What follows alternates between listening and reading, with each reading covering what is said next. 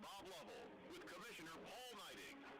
Welcome back, everyone, to our weekly conversation with the Commissioner of the IHSAA, Paul Knighting. And Paul, congratulations to you, the staff, the member institutions, the coaches, the players, the fans, everybody. 95% of the games played again last weekend. It was, once again, a good week. And Bob, you said it best right there. It's a tribute to all of our folks out there, parents and our communities, fans and our kids. They're doing what they need to do to keep this dream of playing high school sports alive this fall. And it's just so exciting. And I'm proud of our folks out there for the job that they are doing. You know, one of the things that you and I have been involved in sports for a long, long time, and one of the things you learn early on as a player, as a coach, we adapt. Tell us what the rules are, and we'll figure it out, right? And you know how it is. Tell us what we're doing, give us the rules, give us the direction, and we will make it happen. And that's exactly what has happened around our state. Exactly. They don't really, at the end of the day, they don't care what the rules are. They just want to know what it takes to play. And, we've been able to provide some of that information out there. The local health departments have. And not everybody's happy with the information, or they wish it was wider open, or more fans could attend. But we're still playing. And that's what we just got to keep our eye on that. And, every kid on that Friday night or Thursday night volleyball game has an opportunity to put that school uniform on and represent their community in school. And that's a time-honored tradition that we need to keep that light on for these kids this fall. You mentioned 95% of games. Great news out of Hammond. Hammond schools will be back in session, allowing extracurricular activities, just adding more to the opportunities for kids around our state. That's right. And Coach, one thing we learned, we had some schools that needed to take a break for a little bit just to get some things under control. And we learned just yesterday that the Hammond schools have voted, their school board voted last night to start resuming participation in fall athletics. And we're excited to have them back. And it's just in time. We're right around the corner from tournament season and a lot of things. Let's talk about that. Kids are ready to get going. Let's talk about those tournaments. You're going to be into it soon, in cross country and golf and others in the fall sports season. It is. We've got, we kick off with girls golf here real soon. Within a week. Okay. But then unified football kicks off right after that, and then here they come, one right after another, and tennis and volleyball and boys and girls cross country, boys and girls soccer. They're all ready to go, and again, we're going to start drawing ping pong balls and lining up the tournaments and saying, let's go here real soon. And we're also going to have a pairing show for football coming up Thursday, October the 8th from 6 o'clock to 8 o'clock. I just got that news. I'm excited. Paul Condry and I are excited. We're going to get a chance to hang out with you for a minute. Yeah, that's always the highlight of my day, Coach. And we got a new desk for you, and we got some new digs for you, a new place for you to give some wisdom to the state of Indiana on the football tournament, and we're excited to show that to you. I'm not sure how much wisdom I'll be able to impart, but I will try my best to respond to the challenge. He is the commissioner of the IHSAA, Paul Knighting. It is our weekly conversation about all things IHSAA related. Paul, again, congratulations. Job well done by everybody. I look forward to our conversation next week. Absolutely. And before we announce tonight's starting lineups, a few announcements. Please be advised that Benton Central is a smoke-free facility. The staff and administration here at Benton Central, all team members, along with Indiana High School Athletic Association, thank you for your cooperation in not smoking on the Benton Central campus. According to Governor Holcomb's executive recommendations of both Indiana Department of Health and Benton County Health Department, spectators are asked to social distance from those around you.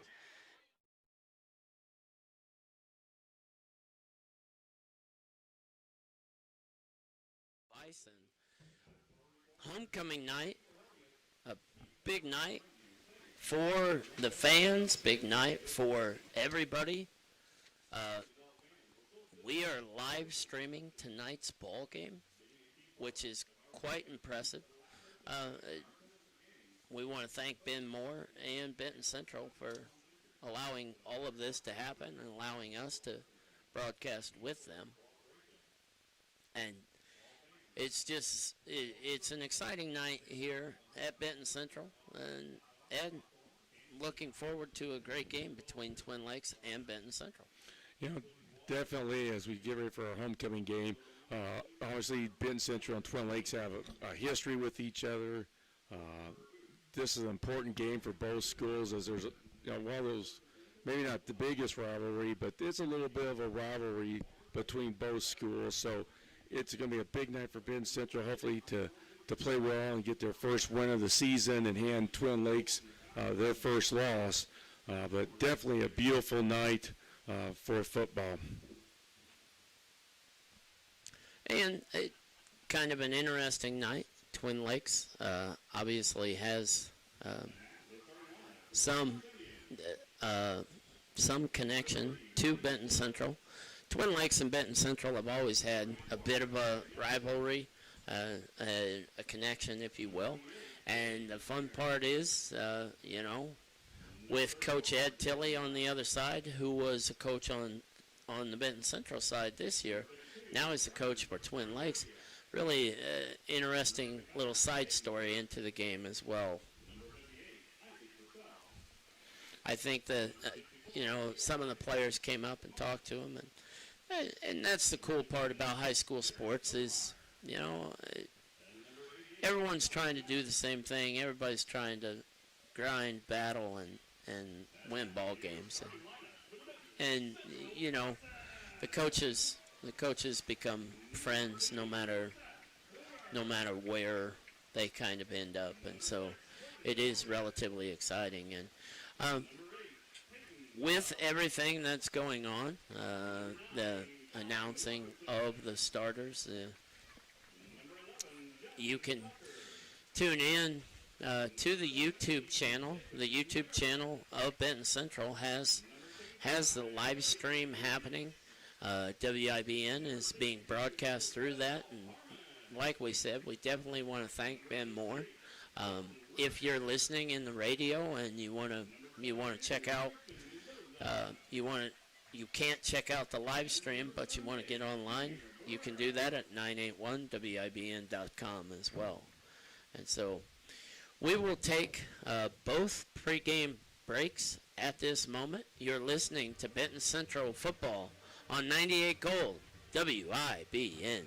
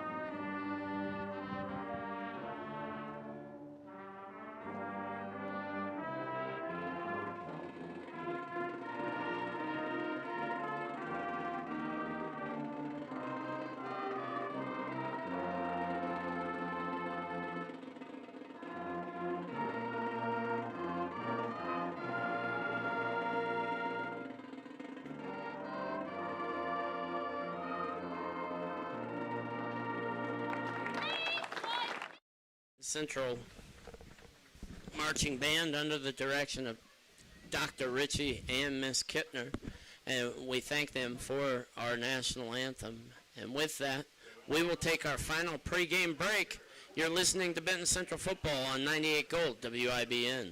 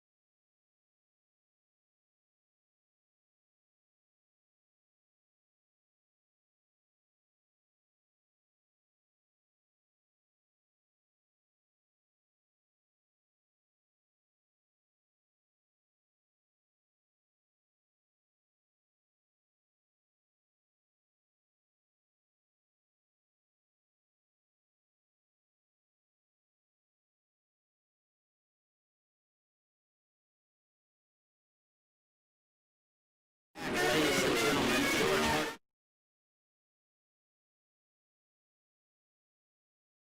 on the internet,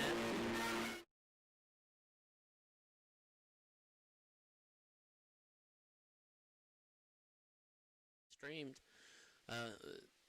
through YouTube, and it's kind of an exciting night. Stepping into the 21st century, are we? Thankfully, Ben Moore, who's running everything for the camera work part of it, thankfully he does not have cameras up here in the booth, or people would truly know that Ed and I are faces made for radio. And so, the Bison, in their green uniforms, green tops, green pants, with gold outlines, the numbers in gold, kicking from right to left, kicking off to the Twin Lakes Indians. Looks like Deshaun Deep. He gets it at the 15. Goes up the middle, tries to make one man miss, and Benton Central wraps him up and brings him down on the play. Parker Bell with the tackle. Gage Businger was the ball carrier, not Deshaun. And so that's where Twin Lakes will take over, is on the 34-yard line. And this will be a big start for Benton Central as they came off of a tough week. Scoreboard-wise, they did have some success, especially in the first half against Western. So it'll be important for them to get off to a fast start. Twin Lakes comes out, two receivers to the left, two to the right, on the right hash. Handoff goes up the middle.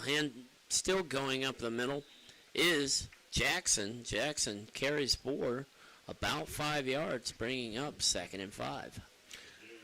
That time they just did basically a straight dive, and it's going to be important for the outside linebackers a little wider against this run and shoot look to come under and make the play there. So Jaden Franchina gets it, hands it off to Jalen Roush. Roush on the left side. Roush still running, tripped up out there. May have enough for the first down. He does, and that's a Twin Lakes first down. And that's going to be important for Benton Central to secure the edge, because they got their linebacker a little bit wider against this set. Tucker with the trip up on that defensively. The key by the quarterback, he rolled out right, tried to get it to Woods. He was unable to get it to Woods. Dellinger is the quarterback for Twin Lakes. Dellinger 11 is the quarterback. Incomplete pass brings up 2nd and 10. 2:56 to go. We're just getting started. In our new setup, kind of nervous right now. First live broadcast on television, so. Ooh. But like you said, at least our faces are off the television. True that. Trips right is the formation for Twin Lakes. Handoff goes up the middle, makes one-man miss, tries to drag a couple of more, and is brought down by a majority of the defensive line, along with linebackers. Josh Etter in on the play. Brings up a 3rd and 7. Tough break. Looked like the middle linebacker blitzed there for Benton Central and just didn't make the play, or they could have forced Twin Lakes into a 3rd and very long. But as is, it's still not an easy 3rd down conversion for Twin Lakes. Dellinger looking, throws deep down the middle, has nobody but a Benton Central player. 2 Benton Central guys dive for it and unfortunately come into a collision. And dinged up on the play is one of the Bison. They both dove hard for the ball. The pass was way overthrown, and I think the receiver cut off his route on that particular play. And both Benton Central players diving for the ball, one landing on top of each other. Hopefully the player is okay. With that break in the action, we'll take a break. You're listening to Benton Central Football on 98 Gold WIBN.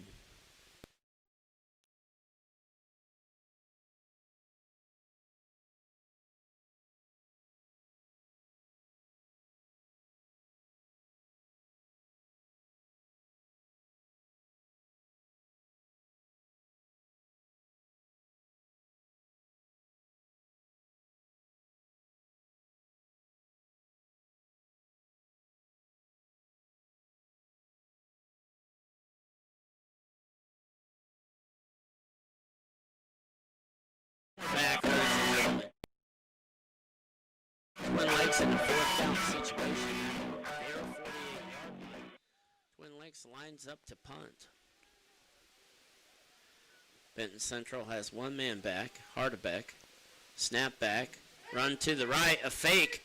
He's still running. He's down the right side and gets a decent amount of yardage, and just really a breakdown right there as Colin Seymour kind of ran out to the right, and nobody was home defensively for the Bison. Yeah, it looked like they were kind of rugby punting and saw, so he was kind of rolling out to his right, and if Ben Central player's there to contain, he just punts it, but that time, you're right, there was no contain, so took off and ran and got a 1st down for the Indians. Tough break for Benton Central. And so Lewis Dellinger in the shotgun snap gets it, fakes the handoff, throws it, it's caught, almost intercepted and knocked down by Benton Central Josh Etter, but in complete pass on the play, bringing up 2nd and 5. Second for completion for Twin Lakes, because you're right, Josh Etter was in the perfect spot, and he was trying to chop at the arm and knock the ball loose, but the ball got there a little bit too far inside, a little too quick for Josh to force the incomplete pass.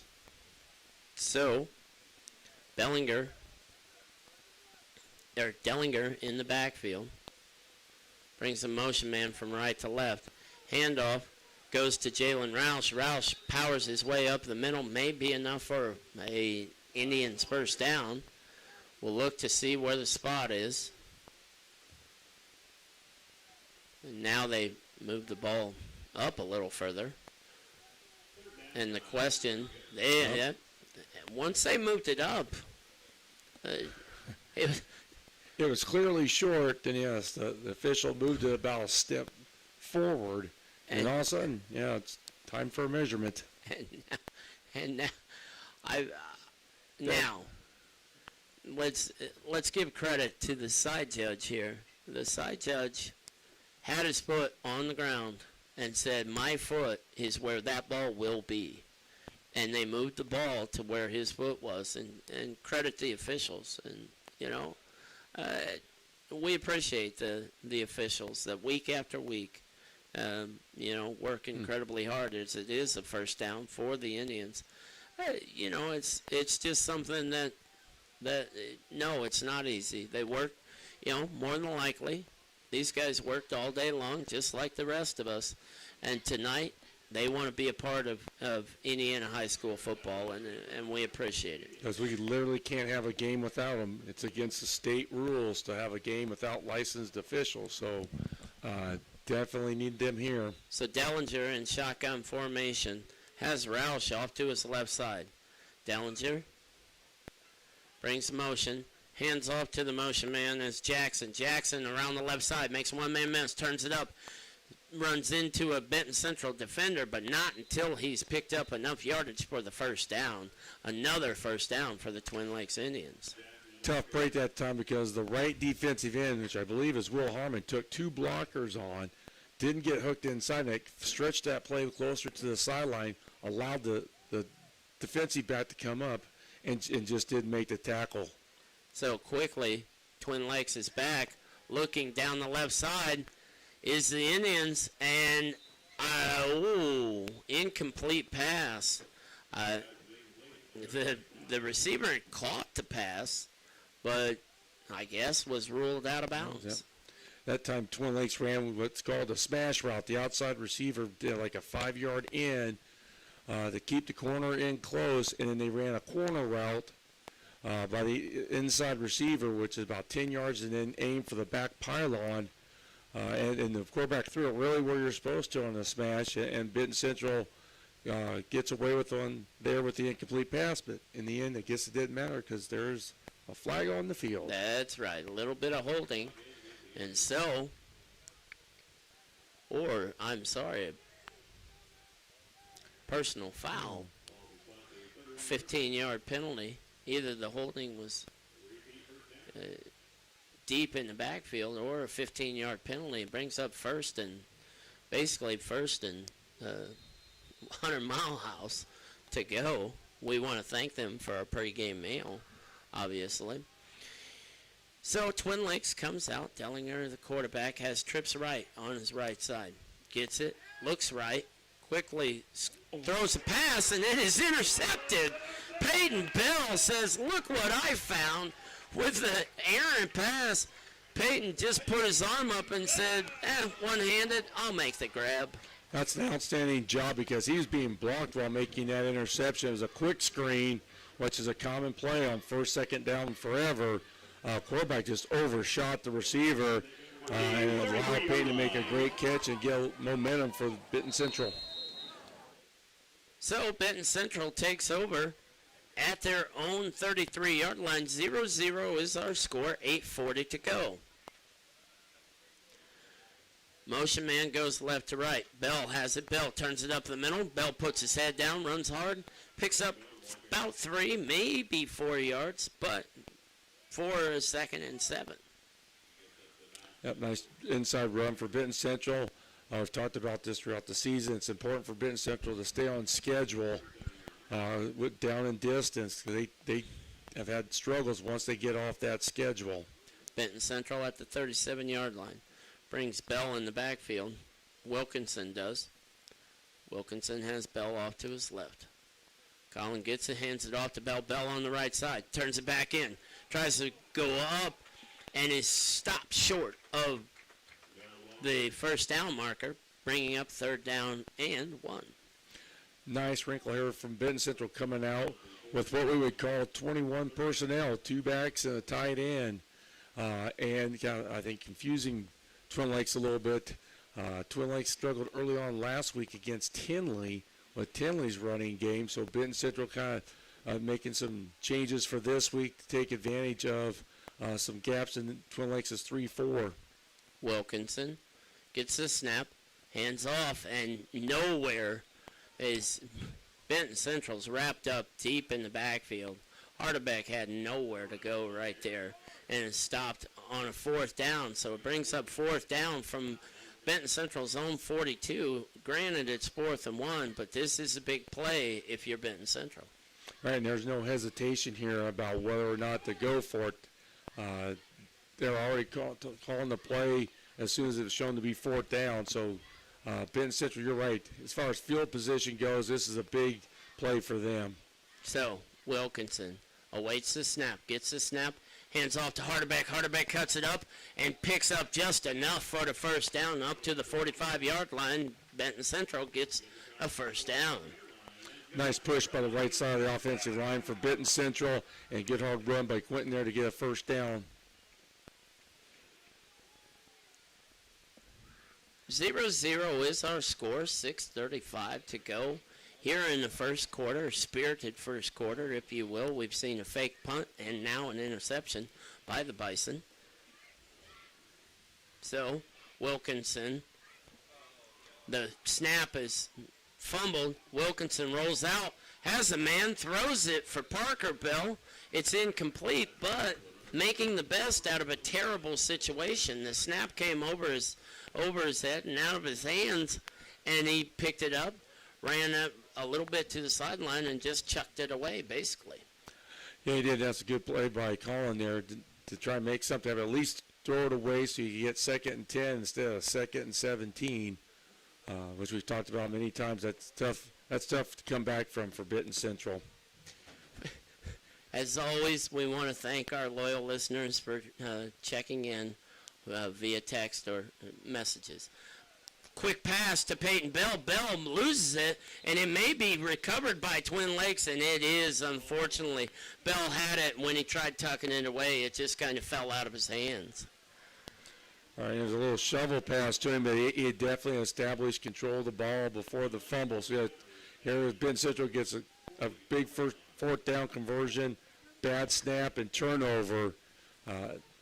Definitely can't give Twin Lakes help. So 6:11 to go here in the first quarter. 0-0 is the score, but Twin Lakes takes over at the Benton Central 44-yard line. Dellinger with Jackson in the backfield. Dellinger hands off to Jackson. Jackson on the left side gets around Will Harmon. Still going. Jackson gets a couple of blocks. Jackson still on his feet. Jackson down the left side. Jackson rumbling, stumbling, and bumbling in. Now, it is a touchdown, but there is a block in the back at about the 2 to 3 yard line. So, quite possibly bringing it back just a few yards. Yeah, it's that they went trips to the left, ran an outside zone to the left. The receivers were able to hook in their man. The safety had an opportunity, I believe the safety or maybe the corner had the opportunity to knock the runner out, but he cut in front of him instead of using the sideline. And I know someone here has heard me say that the sideline hasn't missed a tackle since 1869. So you want to use that to your advantage. They didn't that time. But Benton Central gets a little bit of a reprieve here because of a Twin Lakes mistake. So take the touchdown off the board and move Twin Lakes back to just outside of the 10-yard line. But problem is, still a first down for Twin Lakes. A huge play. Knocking on the door are the Indians. So, Jackson in the backfield with Dellinger. Jackson doesn't get it. Dellinger has it. He fumbles it. Still fumbled. And unfortunately fallen on by Twin Lakes. There was an attempt to kind of scoop and score. Problem is, you're 90 yards away from your end zone. Right, and that's just a tough play for Benton Central. The ball was there for the taking and just couldn't come up with it. Still, defensively, you're looking at 2nd and 9, so still an opportunity here to hold Twin Lakes to a field goal attempt. Nice job by, I believe, Will Harmon to create the strip, but unfortunately, nobody in green able to pick it up. So Twin Lakes comes out. Dellinger, the quarterback, gets it, hands it off to Jackson. Jackson is wrapped up and dropped by numerous Benton Central players right there. That time I think Twin Lakes was running kind of a zone read where they could either hand it off or their quarterback could run around the end. But the right defensive end was spying the quarterback and forced that handoff, and Benton Central had numbers up inside in the force of 3rd and long here. So this is a golden opportunity for Benton Central to force a field goal attempt. Cody Reese and Jacob Llewellyn on that tackle. And so, 3rd and 10 from about the 11-yard line. Dellinger gets it, fakes it to Jackson, rolls out right, throws in the corner of the end zone, incomplete pass too high. Intended receiver was open in the end zone, but the ball was out of his hands, and then the Benton Central player pushes him, but it was not. It wasn't a penalty. It was just well played on both ends. Yeah, nice job of recovery by the Benton Central secondary, because you're right, he was open, but thanks to good reaction, forced an incomplete pass, and here you go with a field goal attempt. Colin Seymour to kick for the Indians. Dellinger to hold. Snap is ready. Snap is back. Kick is up, and whoa, Nelly, it is a good one. He just about hit the clock, which is a good, 25 yards away. 25 yards, yes. So, if you're Benton Central, you're relatively happy. Twin Lakes had scored a touchdown, and realistically, you hold them to a field goal. Right, Twin Lakes definitely had the short field, and you're right, and gave up one big run, so they got helped by the Twin Lakes penalty, but still, they made enough plays to force a field goal attempt. It's 3-0, and Twin Lakes comes into this game averaging 36 points a game, so forcing them to get only 3 points, that's a victory for Benton Central. And so, Twin Lakes will kick off to the Bison. Kicking from left to right, Twin Lakes in their road whites, white tops, white pants. Kind of interesting to watch Twin Lakes and not see the wing tee. As a former player, that gave me nightmares. Because box drill, I wasn't the greatest at it, doing the box drill. As one of our loyal listeners probably just agreed with everything I just said. I thought going back to, Scott Mannering ran the wing tee for about 5 years at Twin Lakes. They had Justin Gardner before that running the spread, but before that, Mark Hay was the coach. And you're right, for years they ran the wing tee. I thought that was one of the hardest offenses to prepare for because it was so balanced. Colin Seymour to kick off. Kicks it deep down the middle. Picked up about the 10-yard line. Hardebeck up the right side. Sorry, Peyton Bell. Bell gets almost tackled, but keeps going and rumbles up past the 40-yard line to the 42-43-yard line. And that's definitely a case where the Benton Central kickoff return team worked much harder than the kickoff team for Twin Lakes. As you watch, there are a number of people that are engaged in their blocks, not just laying the hands on Twin Lakes, but engaging and create a seam for Peyton to attack. And again, we want to thank Ben Moore and the Benton Central Athletic YouTube channel for live streaming tonight's game. Wilkinson gets the low snap, hands it off to Hardebeck. Hardebeck up the middle. Hardebeck falls forward for about 4, maybe 5 yards, bringing up a very manageable 2nd down and 6. Definitely, and it may allow Benton Central to be a little more aggressive here on this play because an incomplete pass for no gain. You're still 3rd and 5. Apparently, it's 2-down territory right now. We saw that earlier with Coach Marsh. So they may take a shot here because Twin Lakes is playing man coverage on the outside receivers, and they're not hiding the fact that it's man coverage. Snap comes back. Benton Central tries a little trickeration in the backfield, basically trying to reverse to what would basically be a wing, the wing on the right side. They handed off to the back on the left. He started right, tried to hand off to the wing coming back, and that was easily discombobulated from the very beginning. Right, because the snap came back on the ground. Nice job by Colin to pick it up and try to get that handoff in, but just couldn't quite get the timing down. You're right, it did not look good for Benton Central. Benton Central, 2 receivers to the left, 2 to the right. Wilkinson has it, looks left, comes back, steps up in the middle, tries to throw it over the middle, and incomplete is the play. Thankfully, never throw late over the middle. Yep. That's normally not a recipe for success right there. And that's one of those, the pressure got to him, and to Colin's credit, he did a nice job stepping up. But he was kind of in that, do I run, do I pass? And he saw a receiver break over the middle and threw it, but couldn't get that elbow up to the shoulder and get that good release to get the ball in there, which would have made it close enough to really think about going for it on fourth down. So 3:29 here in the first quarter. Our score is 3-0. Twin Lakes up on Benton Central, and fourth down and 9 is the situation from the Benton Central 44. Next week, we will not be with the Bison as they travel to West Lafayette, Indiana, and play the Red Devils, which should be a mighty test.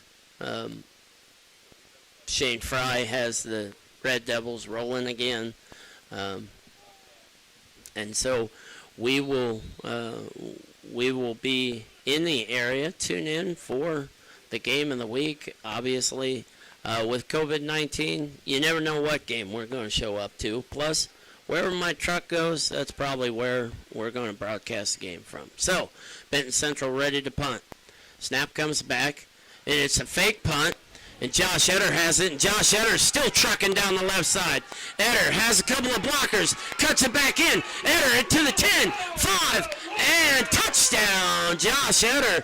That fake was from the very beginning. Yeah, there was no read on that one. Unfortunately, there was a penalty flag down. I don't know where it was because for Benton Central, Holden Ditto had a chance to hit somebody, but it would have been in the back, but he laid off.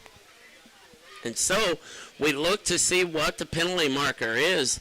The penalty, again, right at the about 2 to 3 yard line, that they're calling it a touchdown, and now they're calling a personal foul on Twin Lakes, which is a big play because you either accept it on the PAT and go for 2, or you accept it on the kickoff. And you're a nice call by the Benton Central staff. They must have seen something in the film this week and knew they could, because you're right. The Twin Lakes fake was kind of a read. That one, you're right. He caught the ball and tucked it right off the bat. Josh Etter, basically, just rumbling down the left side, and there was nobody home. So, Benton Central with the first lead of the season. Snap comes, hold down, kick is not made, and so the score is 6-3 with 3 minutes to go. But huge answer if you're Benton Central right there. All right, that's big play, and to give credit to Benton Central, they're working down the field. I mean, there were at least 6 green shirts down when Josh Mayes cut at about the 15-yard line, 10-15-yard line. There were 6 green shirts there blocking people or getting to a Twin Lakes player to block. So definitely, I would say in this first quarter, to the coaching staff's credit, they are definitely out working Twin Lakes. And the toughest part there, the good part for Benton Central was, I think, the injury timeout. The injury timeout gave them the opportunity to set that play up. Yep. And I don't think they run that play if it wasn't for the break in the action with the injury. And definitely a good chance to review with people, hey, this is what we're doing. Make sure you do this block, you go there. Benton Central kicking from the 45-yard line. No, Coach Marsh, it should be at the 45. It was a personal foul. It's a 15-yard penalty. And so, I know this. I know a number of people right now that have coached here at Benton Central think this is an onside kick. And I look at Twin Lakes, and they're not exactly, even though it's condensed down, they're not exactly playing this. I know a junior high coach that would have onside kicked it. I can tell you that. So, Reneker to kick off. Reneker runs up, boots it down the middle. Caught at about the 5-yard line. Down the right side goes the Indians. And the Indians are wrapped up by Jacob Llewellyn, and Jacob Llewellyn is running them backwards on the play. A great job of Benton Central to cover that kick.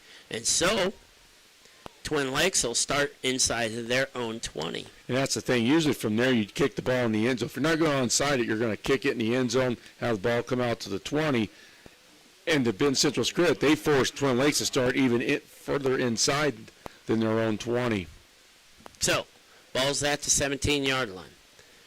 Twin Lakes comes out of their huddle.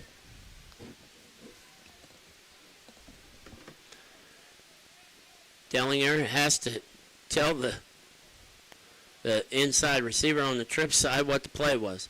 Dellinger gets a hands off. Breaking outside is Roush, and Roush rumbles for a couple of yards, getting it up almost to the 20-yard line. That's a decent job by Jacob Llewellyn as the left defensive end. He actually slants inside the tackle. They double team him and free up, I believe it was Quentin Hardebeck there to make the tackle.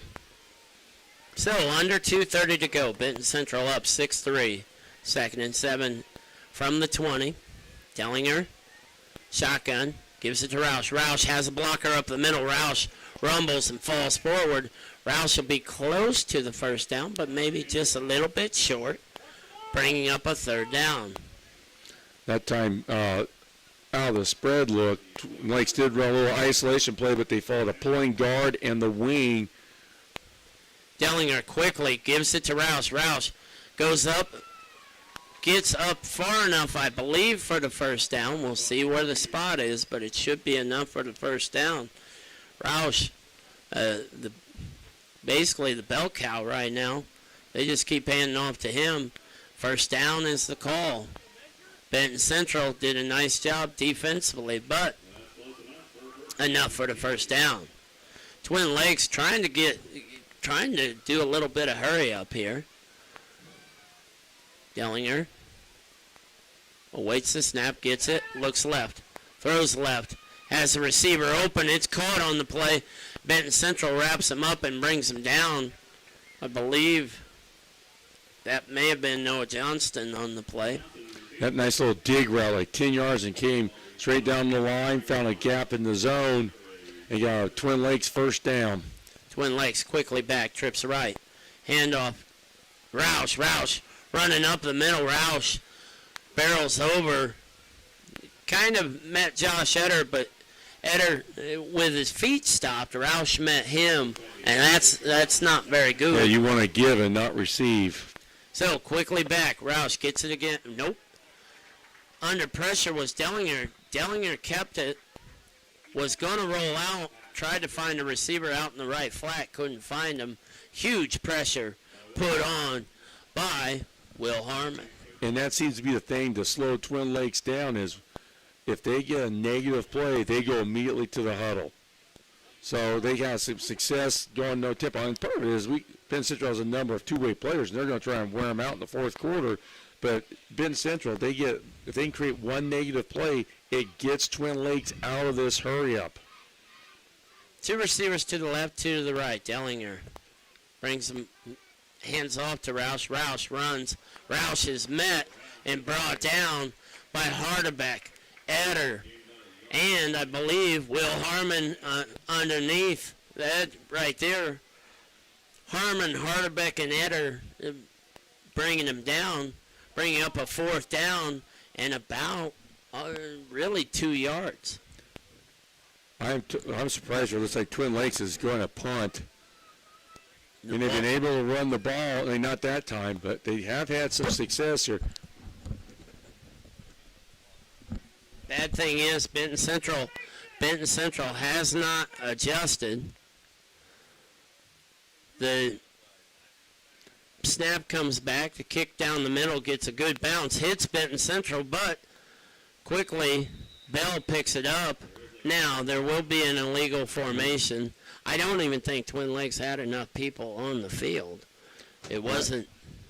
We have, like, flags and symmetry right here, a little geometry. On each sideline, there is a flag thrown, so this one's pretty obvious. Yeah, today in psychology class, I tried talking calculus, and I realized, I was told that, nope, you're talking geometry. And so That's why you teach social studies. that's why I teach psychology, ladies and gentlemen. Sorry, Mom. Which I'm impressed that you tried even calculus. Well, you know. I keep it to multiplication, and after that I give up. So Benton Central has the ball, roughly at the 20-yard line. 8.7 seconds to go here in the first quarter. An exciting first quarter if you're a Benton Central Bison football fan. And so, Benton Central, you can't. How do you tack on yardage? It's either a re-kick. What? What is going on here? I'm sure Kevin Saylor of Twin Lakes is wanting to know that answer too. And so, finally the sticks move and the play is ready to roll. Wilkinson gets it. Hands off to Harderbeck, and that just took way too long. And Harderbeck is swallowed up and dropped for a big loss, and that will end the first quarter. But Benton Central goes in after the first quarter with a lead, 6-3. You're listening to Benton Central football on 98 Gold, WIBN.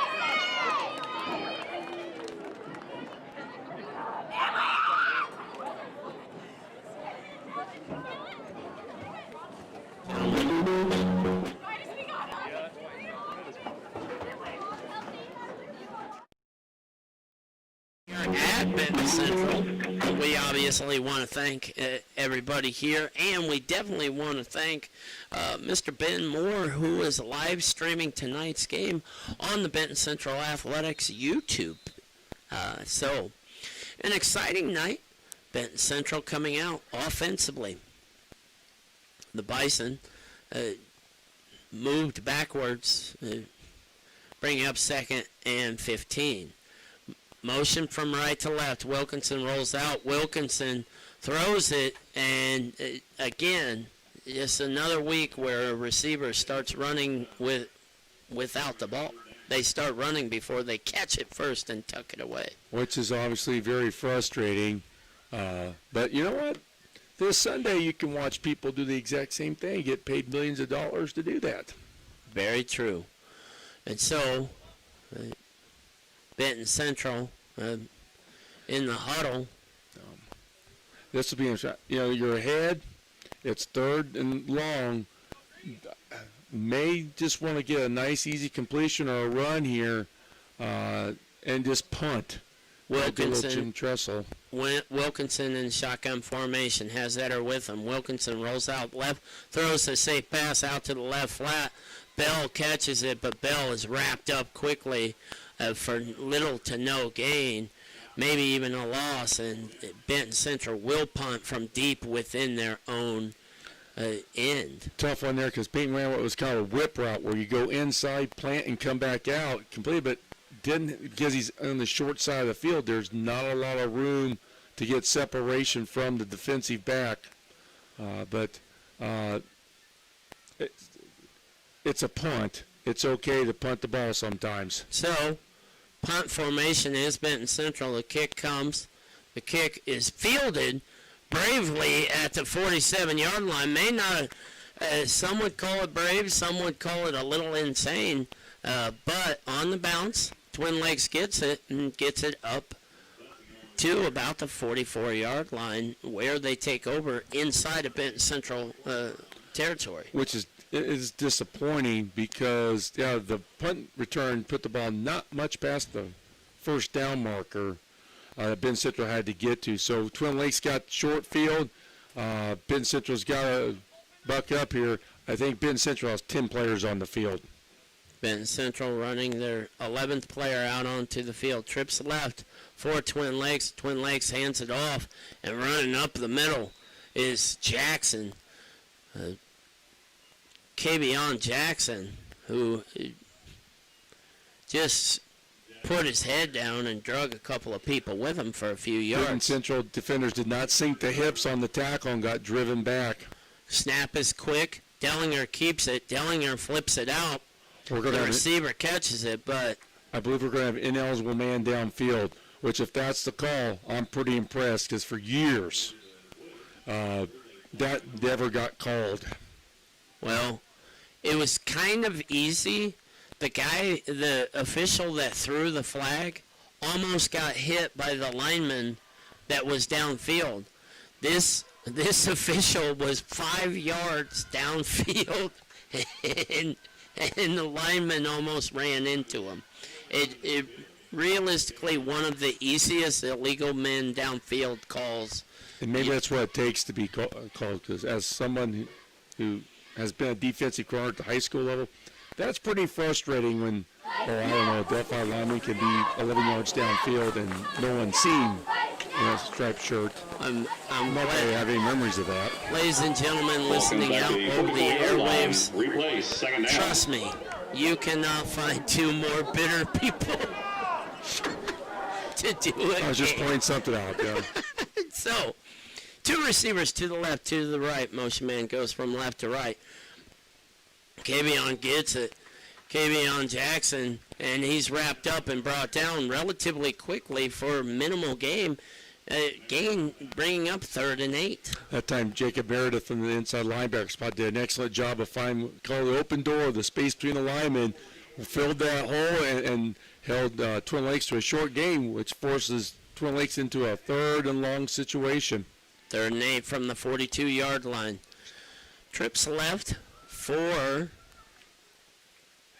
the Indians. Dellinger looking left, throws left, has a receiver caught on the play. Well covered by Justin Tucker, but Tucker just a little bit late getting there. It's a first down. Didn't have the leverage. It was a dig route again. What they did was they took the 3rd receiver from the outside in. He ran like a 5-yard route and occupied the linebackers and opened up that dig route behind him. Jackson gets it, runs up the middle. Jackson picks up a good chunk of yardage, bringing up about a 2nd and 6. Yeah, that's a tough one on that 3rd down play because it's 3rd and 9, and they're trying to squeeze down on a 5-yard, basically a 5-yard hitch. Let them catch that one. Take the dig away, throw it short, and come up and hit the guy, and make it 4th and 4. But that's a tough one for a linebacker to lay off of. 9:20 to go, 6-3. Benton Central in the lead. Handoff goes to the Twin Lakes Indians, and he is wrapped up and thrown backwards. Woo! Nelly, we have the number of the truck, but that truck is not listed on the program. Big number 72 says hello and throws the man backwards. Whoever's going to be the wrestling coach this winter just found a recruiting target. You want to find big number 72, ladies and gentlemen, whoever's the wrestling coach for the Bison. So 4 to the left, 4 receivers to the left. Benton Central came on a blitz, but Dellinger gets the pass away and then is caught on the right side. Bussinger with the catch. A lineman down for Twin Lakes. The break in the action. Will take a break in the action. You're listening to Benton Central Football on 98 Gold, WIBN.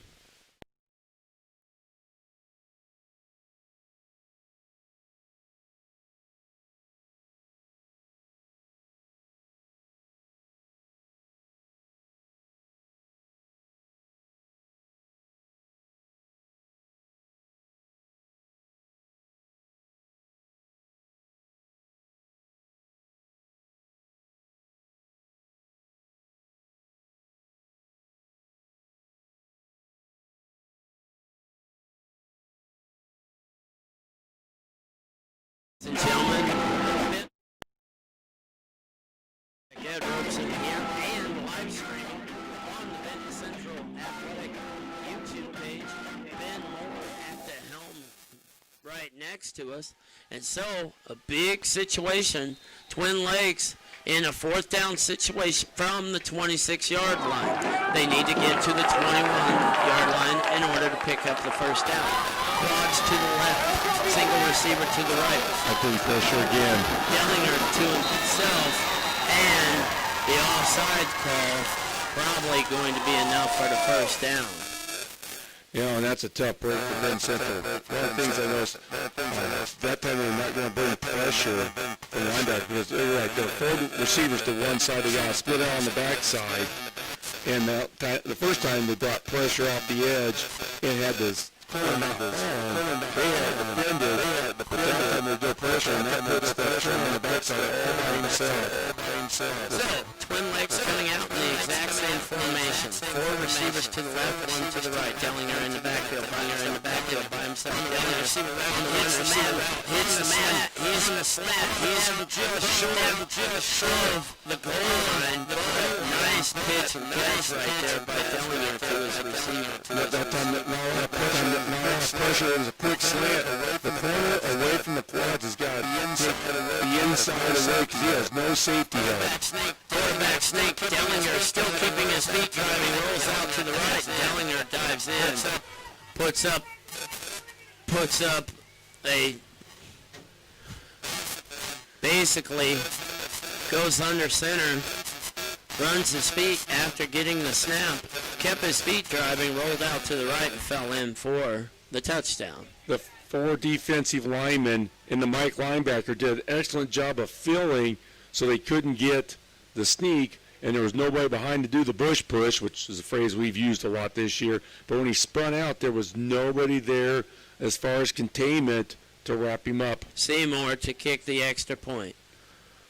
The snap comes, hold down, kick up, and it is good. As Seymour almost kicks it to my classroom.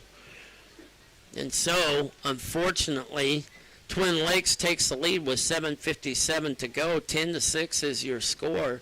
And just, I think that's kind of what Twin Lakes was hoping for with their bit of hurry up right there. And such a big play on fourth down to get it without really having to snap the ball. Yeah, that's a tough break. Once again, Ben Central an opportunity to get a stop with the penalty, and then it was a slant quarterback sneak in the end zone. We may see what adjustments Ben Central makes to that quad formation, because I guarantee you Twin Lakes is going to come back to it. 7:57, we're here at Benton Central, homecoming night. Obviously, homecoming 2020, COVID-19, it'll be a little different, but, still homecoming. And as you listened in the Commissioner's Corner, 95% of the football teams playing this Friday. And so, it's good. The kick deep down the middle. Peyton Bell receives it at the 3. Bell runs up the right side. Bell still has a lane. Bell has a little bit of a seam. Gets a cutback lane. Bell puts it in his left hand. Almost takes off, but he gets up to the 47-yard line. Bell almost cut all the way back across the grain. Needed one more block. I think if that's the opening kickoff, he's gone. Just a little bit of fatigue slowing down enough for the coverage to make a play there. But still, excellent field position. Here you go, Twin Lakes takes the lead. Ben Central comes right back and gets great field position. So it's important for Ben Central here to get a couple first downs and set up a chance for a score. Benton Central coming to the line. Two backs in the backfield with Wilkinson. Wilkinson gets the snap. Hands off and wrapped up in the backfield. I believe Hardebeck may have re-entered the game. Hardebeck was on the sideline being looked at by the trainer. Jared Hall, what an awesome job he does with all the people he has helping him. And Just a wonderful job. The athletes at Benton Central benefit greatly from Jared Hull. That was Peyton Bell on the carry because Quentin Harderbeck just subbed right back into the game. So, 2nd and 11, 1 yard loss on the play with just under 7 to go. Bell comes in motion from left to right. Bell gets the ball and gets it stripped away. We'll see what they come up with. Out of bounds. They're saying out of bounds. The fumble happened, and Twin Lakes got the ball back, but it was recovered out of bounds. Peyton Bell had it stripped away. We talked years ago, a lot of years ago, when Adam and I were doing the games back in the day, and sometimes players hold the ball a little bit far away from them like a loaf of bread, and right there, that loaf of bread got knocked out. Yeah, fortunate break for Benton Central. Get the ball around bounds. So now 3rd and 10. So you're looking to get at least 7 yards here and make it a makeable 4th down attempt. 10-6 is the score. Trips to the left. Little fumble in the back, but Wilkinson picks it up. Wilkinson has the receiver, Quentin Harderbeck. Harderbeck catches it, spin moves, makes a couple man miss, and then gets out of bounds.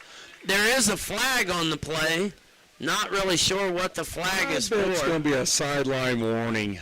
Somebody was saying something, whether it was a player or whether it was a coach, but someone said something, and there are flags all over the place. There's a flag in the backfield, and there's a flag on the sideline. So we'll see what the calls are.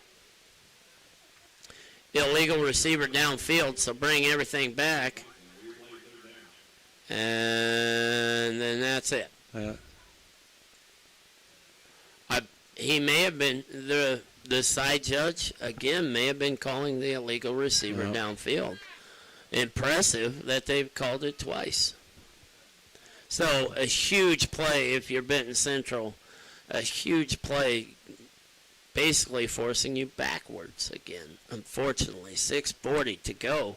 10-6 is your score. Twin Lakes up on the Bison. The ball's brought back to the 42-yard line in Benton Central territory. Benton Central seems a little bit confused about what the play is. Trips left. I think they got 12 players. So timeout comes. Because it's an empty formation, Yeah, 5 wide and a running back. Yes, there are 12 players. This is just something that... Here's my question. If I'm a Twin Lakes coach, I'm asking, how did they break the huddle with 12 and Correct. not get penalized? Correct.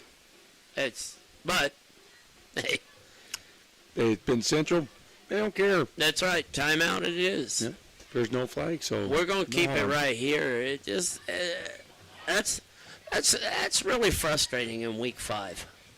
I mean, to be honest, now the tough part is, Harderbeck was out for a bit, and they probably subbed in somebody for Quentin, and now Quentin's healthy. And if you have if I got a 5% healthy Quentin Harderbeck, I'll take him. Yeah.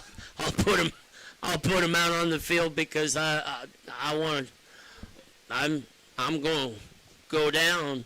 I want my best guys out on the field, and I don't think the communication was there, and that's something that's got to be communicated from upstairs. Upstairs, your quarterback also has to know.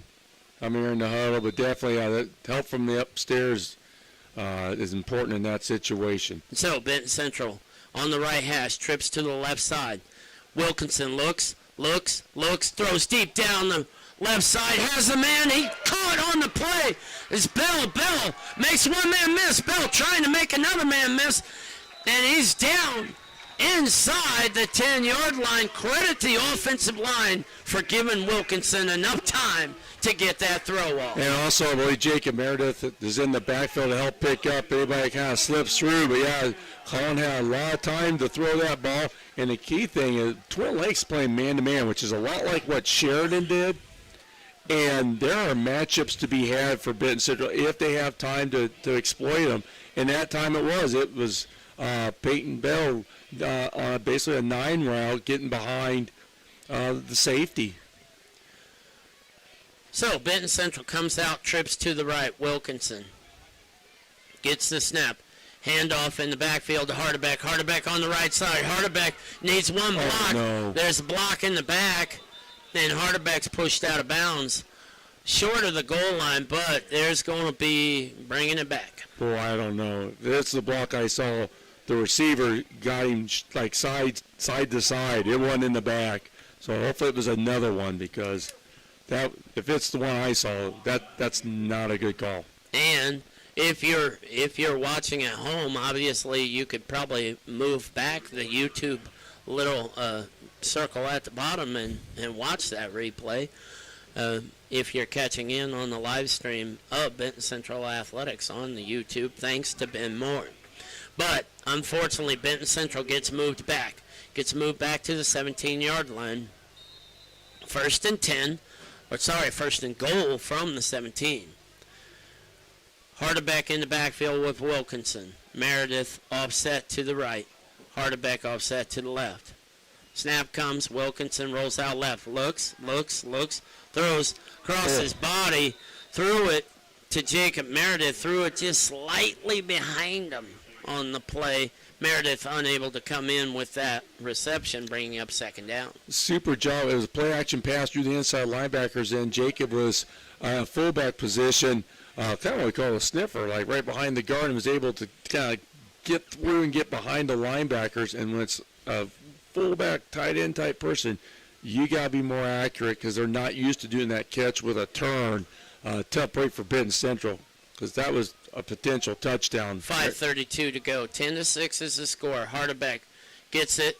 He's on the left side, has Meredith leading the way. Hardebeck puts his head down, dives. He's short, but brings up probably third down inside or near the 5-yard line. Should be third and goal inside the 5. We have a flag here. I think I see one about the 10-yard line. Holding is the penalty on Benton Central.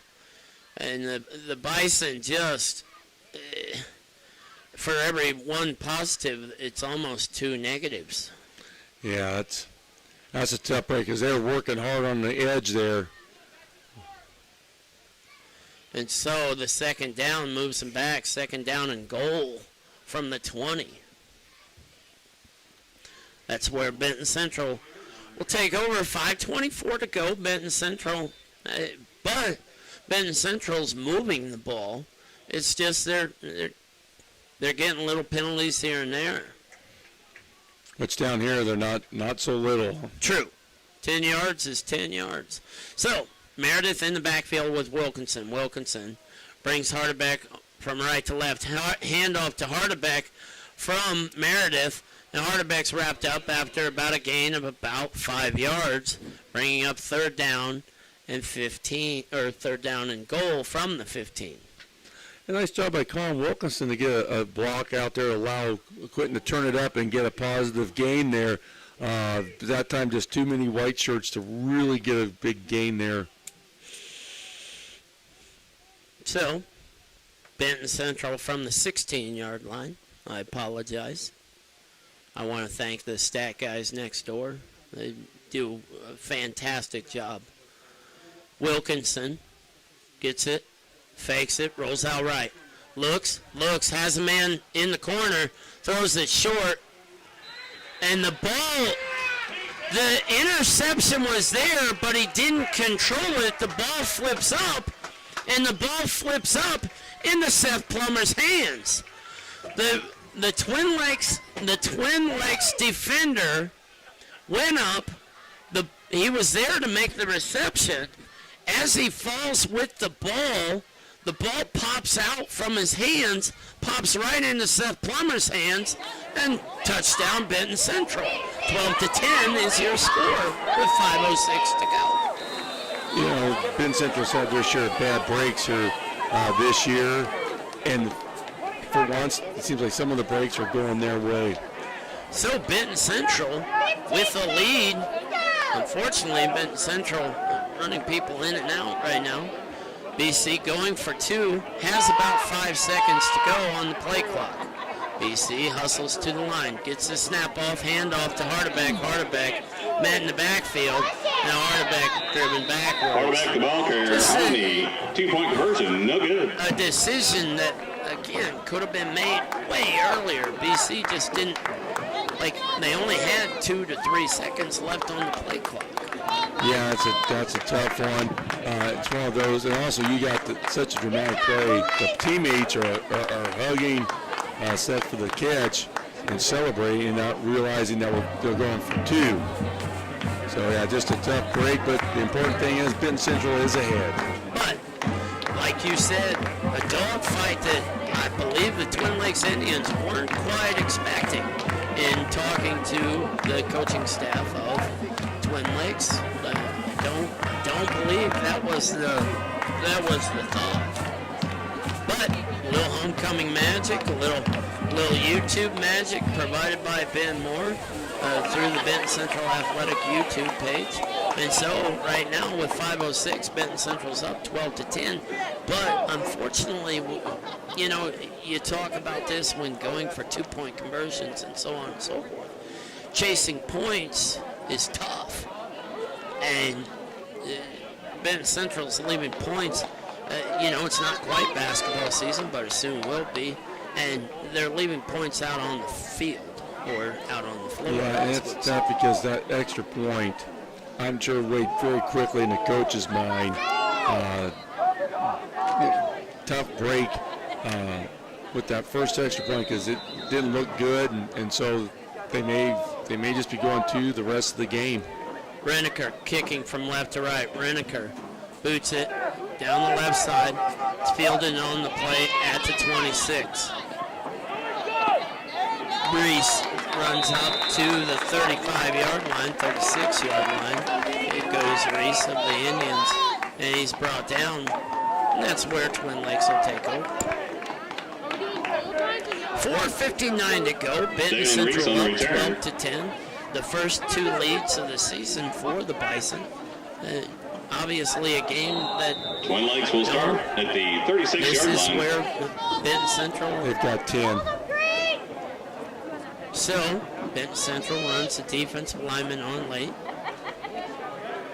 Twin Lakes, although Twin Lakes was late to break the huddle. Dellinger in the backfield, gets it, fakes it, has a man streaking down the left side. He's got him wide open. He catches it at the 30. He's got one man to beat, and he does not beat him. Credit Justin Tucker on the play for running down Noah Johnston.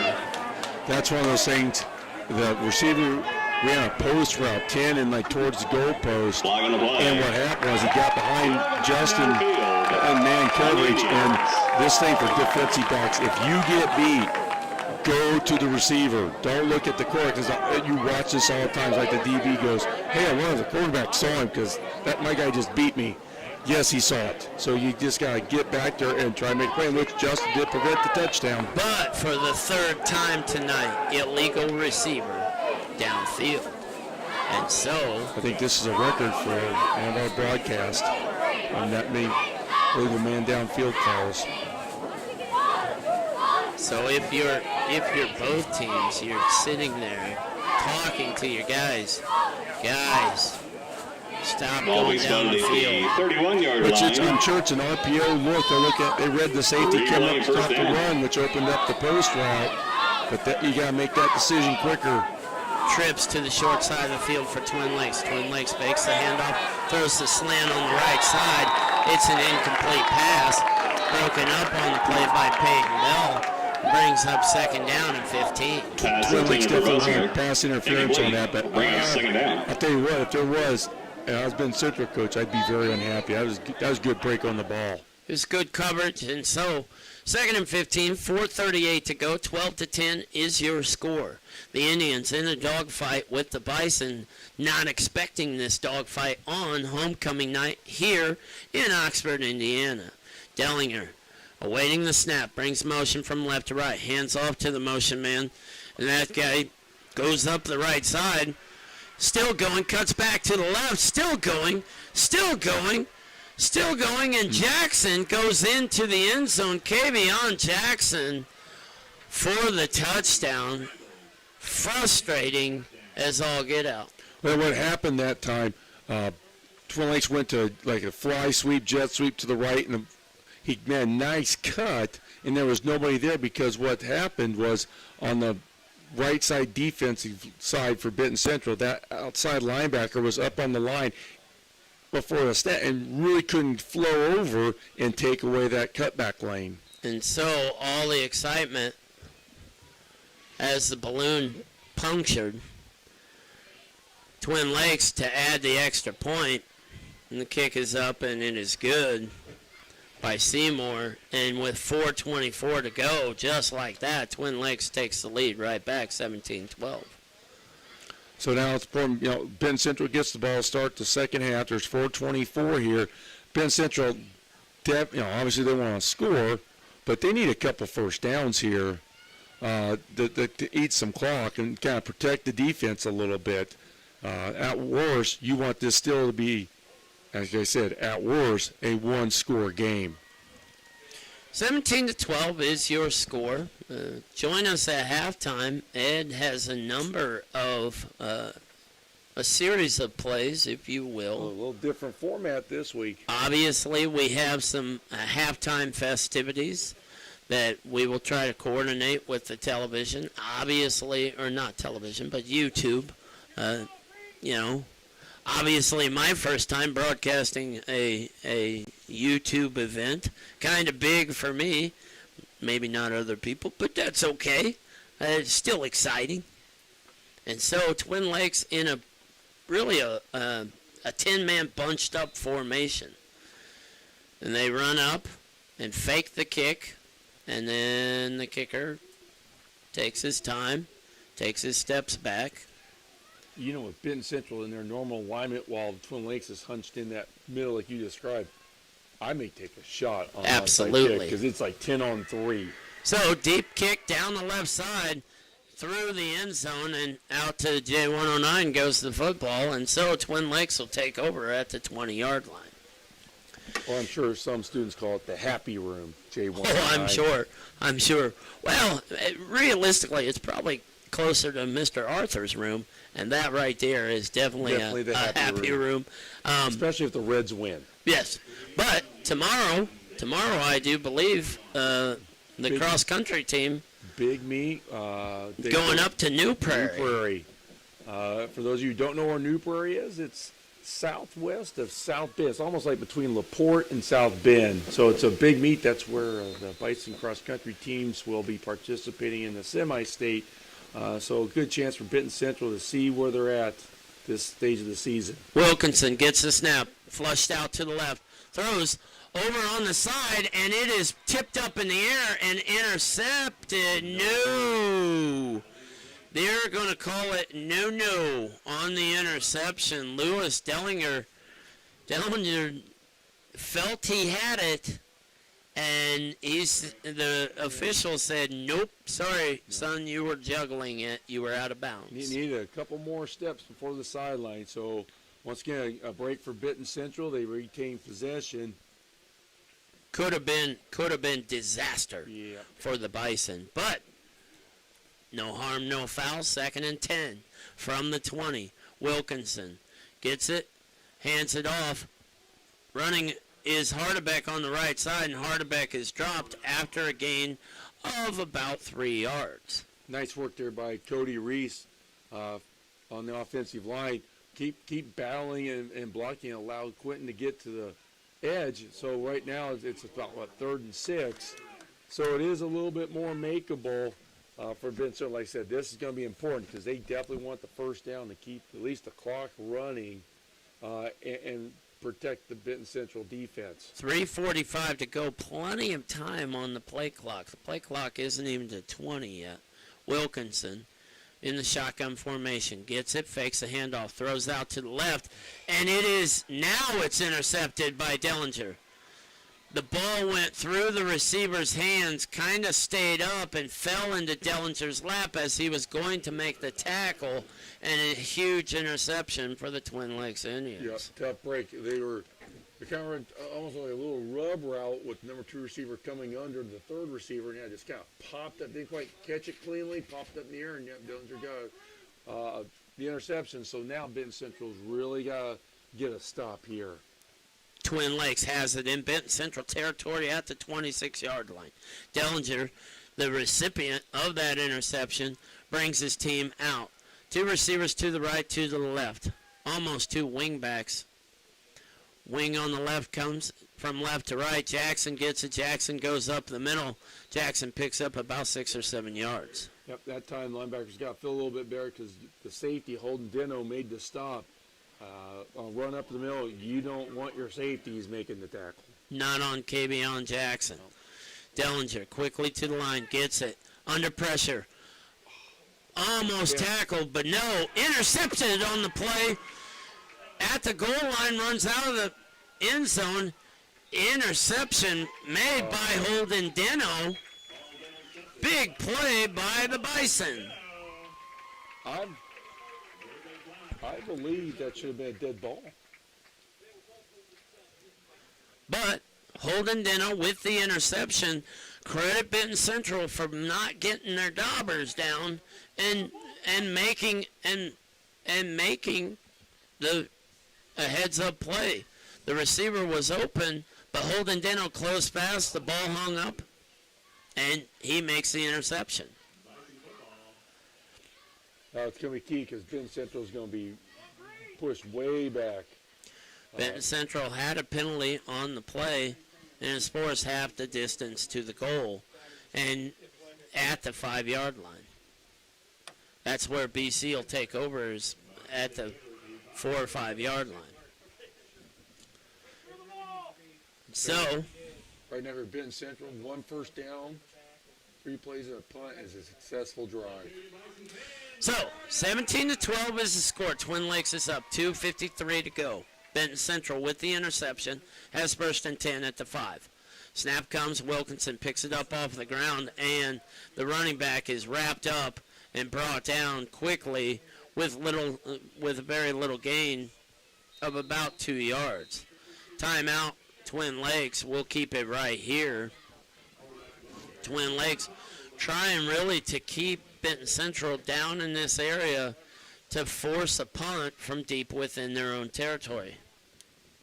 So the question becomes, if you're Benton Central, do you want to throw the ball? Incomplete pass saves a timeout for Twin Lakes. Scaff sack, could have an interception here. But you're going to be very difficult for Benton Central to get a first down running the ball the next 2 plays. Because Twin Lakes is selling out on the run. They're playing a cover 0, so their corners and safeties are manned up on the receivers and freeing up their linebackers to stop the run. So you may take a shot here, play action pass, maybe slide Meredith out into the flat and get the ball to a nice safe throw and see if he can't run and get it at least to 3rd and short.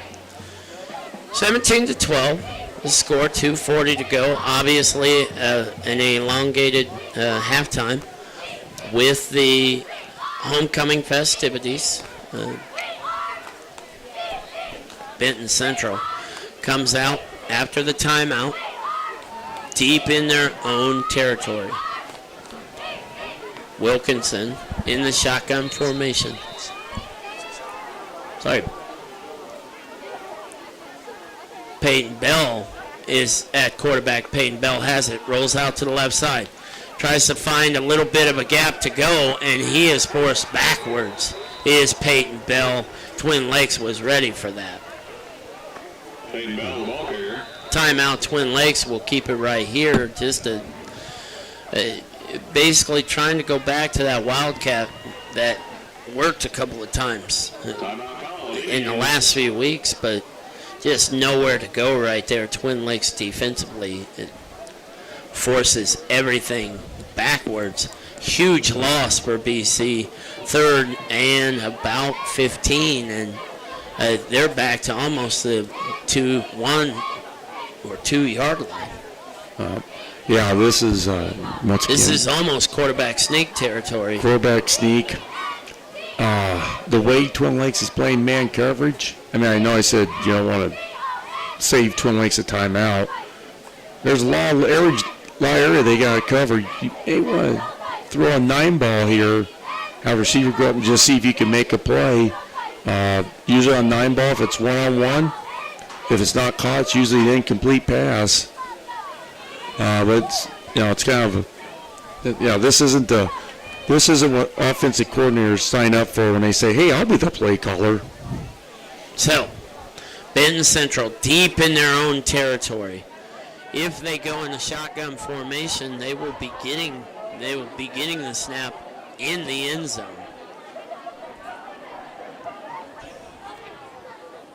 So, Benton Central comes out, quarterback sneak, picks up a decent amount of yardage up to the original line of scrimmage, bringing up basically 4th and 10, and Twin Lakes burns its last time out, 4th and 9 or 10. I mean, an obvious play right there. You just got to go quarterback sneak. You've played well if you're Benton Central. You've played well, and at halftime, your coaches need to go into the locker room and just talk it up and come up with a game plan for the second half. Exactly right. I mean, and it's not like a whole new game plan. It's just a tweak here and there, especially defensively. They've got to be really pleased where they're at. Touchdowns kind of a couple breakdowns that are pretty easy to adjust. But now for Benton Central, here's the thing: you've got to be solid on the snap, solid on your protection, and you're going to probably be a little tighter than normal just in case Twin Lakes comes after us. And the tough part is, you think protect the punt, but then you got to cover it, and that's where Twin Lakes may show punt rush and really set up a return and really give themselves the short field. 2:20 to go, 17-12 is your score. Benton Central coming out looking at a definite punting situation from roughly the 5-yard line, 5 or 6 yard line is where Benton Central has the ball. Twin Lakes defensively has one man deep.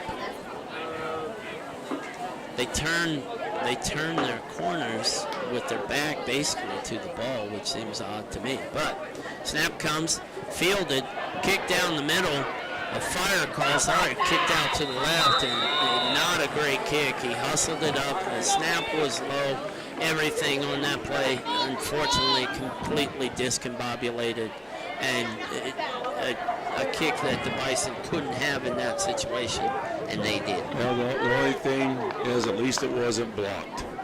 Indians won the ball, Did get a little pressure 20-yard because line. of the not so good snap. Twin Lakes has it at the Benton Central 20. There's a stop in the play. Timeout called, Bison. 6, I think we got 10 again. 9-10. Benton Central only had 10 players. Yeah, this tough situation for According Benton to Central Governor will make it Holcomb's tougher executive by order, the being recommendations only of both 10 the guys on the Indiana field. Department of Health So and Benton the Central Benton County takes Health the timeout Department. with 2:15 Spectators to are go. asked to social distance from Is your those score. around you, unless you are Halftime, we'll have immediate a little family. bit of When under things siege going or on. not able to social distance, masks Out on are the track, required. Thank obviously, you for it's helping going to us be keep everyone around you safe homecoming and allowing our festivities. young men and women to continue to be able to compete. The king and queen, the prince and princesses of the classes of the juniors, sophomores, and freshmen, along with the king and queen of the senior class, and the float parade, which should be interesting, and then a number of halftime rituals of you make the call. And so out of the timeout, Twin Lakes, 3 receivers to the left. Rollout is to the right. Dellinger looks, throws it to the end zone, and nobody's really home right there. A rollout to the right, and just a poorly ran route and a poor throw, but an incomplete pass stops the clock, brings up 2nd and 10. At that time, I think quarterback made a wrong read. It was still that smash concept. Inside receiver ran a corner route, and he was double covered, but the underneath guy was open and would have gotten easily a first down. Trips left to the wide side of the field. Dellinger has it. Deep drop, throws over the middle and wide open, but dropped on the play was Johnston. Johnston has been the big-time receiver so far. Johnston had it, and he was running before he caught it. Yeah, he was scoring a touchdown without one little thing, the football. Once again, it's that dig route. Number 3 receivers run like a little short route to occupy a linebacker, and they run that dig route right in behind the linebackers. 2:04 to go. 17-12 is your score. Twin Lakes up on Benton Central. Motion man comes from right to left. The handoff to Jackson. Jackson gets a block. Jackson gets spun around and falls forward. May have been short. He is short of the first down. Tough break there because Benton Central had stretched out, and then at the last second defensive end kind of spun inside and gave up the perimeter. 4th down and 2. Big play right here. And Timeout called, Bison. so Benton Central takes the timeout with 1:36 to go. 4th and 2. And still plenty of time for Twin Lakes. You got 1:36. Obviously, the clock's going to stop if they get a first down. So, run game definitely in play here. I don't think you'll see the quarterback sneak. They're a little too far out. And, Well, inside run game has been kind of hit and miss with Twin Lakes, but usually in this situation, you get that kind of look, maybe where they try and pull the guard and the wing up inside, kind of lead for the running back. But I imagine Benton Central is going to bring some sort of pressure up the middle or slant or something to take that away. Kavion Jackson has been a great 1-2 punch with Roush in the backfield. And so if you're Twin Lakes, you have a few options. Roush seems to be the back of choice in the backfield with Dellinger. No one's in the backfield with Dellinger now. 3 receivers to the right, 2 to the left. Dellinger gets it, looks, throws left, has Johnston. Johnston walks in for the touchdown. Man coverage, you can't give up the inside.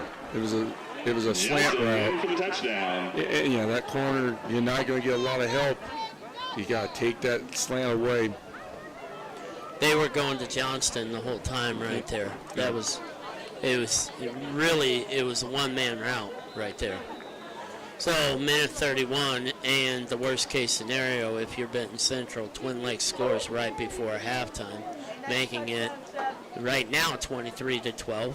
Snap comes, hold down, kick up, and no good. The hold was fumbled a little bit. He tried to get it down, but was unable to get it down. And so, a little break for Benton Central. Really kind of a 2-score game, if you will. A field goal, touchdown, and a 2-point conversion would be the one. Yep. Sad day. Sad day in the world of news. Ruth Bader Ginsburg died earlier today. Obviously, a woman that gave her life. Dedicated her life to a number of issues, but a lot of times dedicated her life to truth and justice, exactly what a Supreme Court justice should do. And so, kind of a sad day, if you will, anytime the Supreme Court justice does. And so, but, life does go on, even though death of big people happens. Life does go on, and we're here at Benton Central, just north of Oxford. Twin Lakes up 23-12. Twin Lakes in their kind of bunched formation. Twin Lakes walks up, boots it down the left side, boots it into the end zone, and the touchback comes. And if you have a kicker that can kick it into the end zone, just do that every time. Yep. You're taking the ball out of the hands of Benton Central's best players, Hardebeck and Bell. Yeah, in a situation where it's spread out. Bison will take over on the You got to cover the 20-yard entire line. field, which on offense, of course, if you got one of them in the backfield, you got a more condensed area with Twin Lakes case, 2 outside linebackers and defensive ends. But still, minute 31, Benton Central has a timeout left, so they could get down here and get a score, get a little momentum back. Trips to the right. Wilkinson has it. Wilkinson looks right, trying to throw deep, and throws, thankfully, incomplete to Seth Plummer. But that ball was headed for the Indians. Yeah. And it just, I'm Seth not Plummer really was never sure. going to get that ball. Dalen Reese was the closest person to the ball, and he's wearing a white jersey with red trim. Yeah, I think it's one of those where didn't like the first receiver, didn't like the second receiver, and threw it to an area for the third receiver and didn't see the corner there for Twin Lakes. That time they'd hopped into a little bit more of a zone look and kind of threw calling off a little bit. But still, it's second down for Benton Central. 3 receivers to the right. Wilkinson rolls out right. Under pressure, throws across the middle. It's intercepted. You cannot throw late across the middle. You can't roll right. Yeah, you can't roll out and throw late across the middle. Tough one there because they ran the wheel route, and from where we're at, you could see if you put some air under it and let Home Dental run over, you got a shot. But I'm sure what Colin saw was that the wheel was covered and tried to snap the hips and throw it back a little bit more to the middle, which, as you've said, that usually leads to disaster, and it did there for Benton Central. So Twin Lakes has it at the 29-yard line. Jackson in the backfield with Dellinger. Dellinger under heavy pressure, rolls out right. Dellinger tucks it, goes up the right side, and jumps out of bounds after a gain of about 6 yards. That time he was able to break contain. Sorry there. But definitely at the defensive end to that side of the field, the Twin Lakes sideline side, slipped and it allowed the quarterback to get outside and, just importantly for Twin Lakes, to get out of bounds and save time. So 3 receivers to the left for Twin Lakes. Dellinger looks to the right, throws, has a receiver. He catches it and gets out of bounds. Catches it at about the 10-yard line, and with 1:06 to go, plenty of time. And unfortunately, it seems like just a few minutes ago we were talking about Benton Central being up 12-10, and right now they have the possibility of going into halftime down 30-12. Dellinger in the shotgun formation, trips to the left, has it, looks left, rolls left, throws, almost throws an interception. Almost a great play by Jacob Meredith. Still an awesome play, but almost the heroic play you needed from your stud. If he's not there, it's 6. Because once again, they're running that little dig route in. Jacob Meredith did a nice job watching the quarterback's eyes and rolling to where he looked when he was throwing the ball. Yeah, definitely would have liked the interception, but very important. He got the pass breakup for second down. 2nd and 10, 23-12. Twin Lakes up on Benton Central. Twin Lakes has 4 receivers to the left. Dellinger under pressure throws the slant, and the slant route is caught. Touchdown. Just a 1 receiver route on the right side. They went One-on-one. went back to the quads to the left. That forces one-on-one coverage on the backside. And they're not blocking Jacob Llewellyn. He came off the ball fast and tried to get to the quarterback, but he was able to get that pass off. 55 seconds to go. And the score is 29-12 with Twin Lakes to kick the extra point. Snap comes, hold down, kick up, good. And it's 30-12. And I'll be honest, this place is absolutely stunned. Yep. I mean, 20 unanswered points in less than a quarter. And it just, I mean. About 3 minutes of game time. Yes. Yeah. It was 12 to 10 with about 4:30 to go.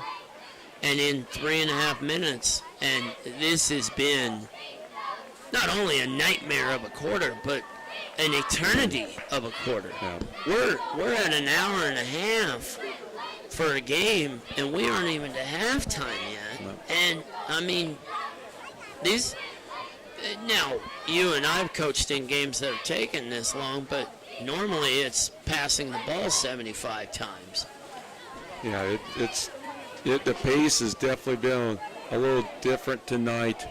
I will say we have seen 20 points scored in a much shorter amount of time. Yes. And with different headsets on. Yes. Yeah. So Twin Lakes to kick from the 40.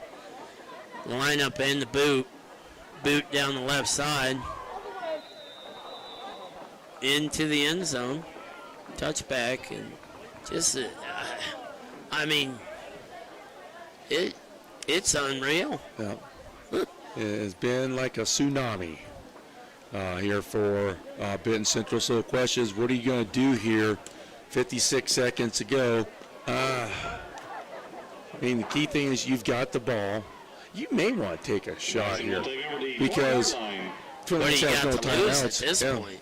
Yep. I mean, if you don't get it, you can run the ball twice and go to halftime. Let her fly. I mean, at this point.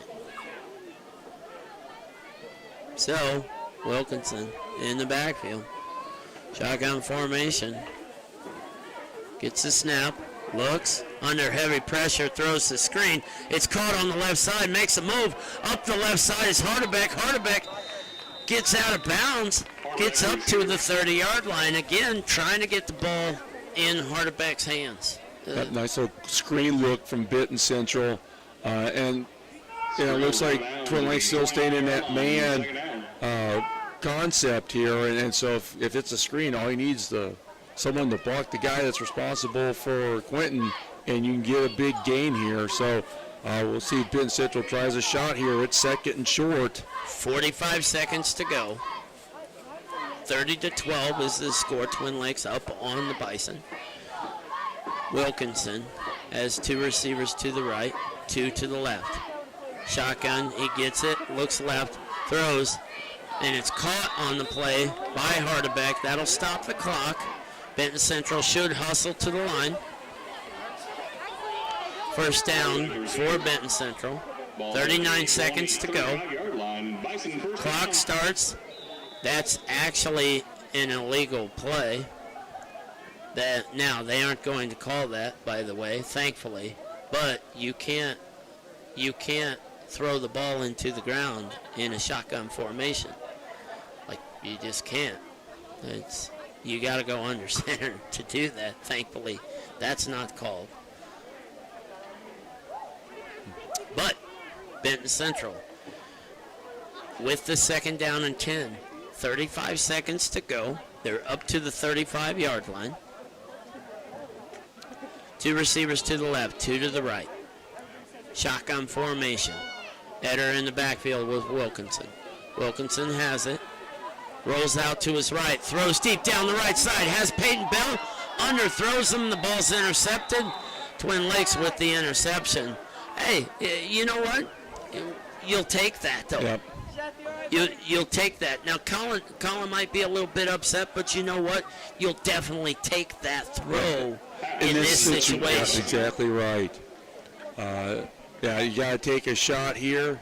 And it's one-on-one coverage. You got Peyton Bell there, and if you're Benton Central, you gotta give that a shot, and they did. Most likely here, it's not going to hurt this team as far as score is concerned. All you got to do is probably make one stop here. And I mean, Colin was under duress the whole time. So this quarter painstakingly continues on. So Dellinger brings motion, hands off to the motion man, coming from right to left. of the left side, tries to make a spin move. He's brought down just after the first down, stopping the clock. At 18 seconds to go, and at the 40-yard line, might be the last play. I'm not sure if Twin Lakes has time for one more play. Kind of hustles up. 2 receivers to the left, to the right. Motion comes. Hand off to the motion man. He breaks one tackle. He's not going to break another. He's brought down by Jacob Meredith, and that mercifully ends the second quarter.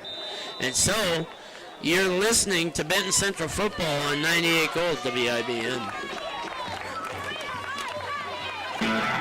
Oswald Chase Grain works with area farmers in Benton and...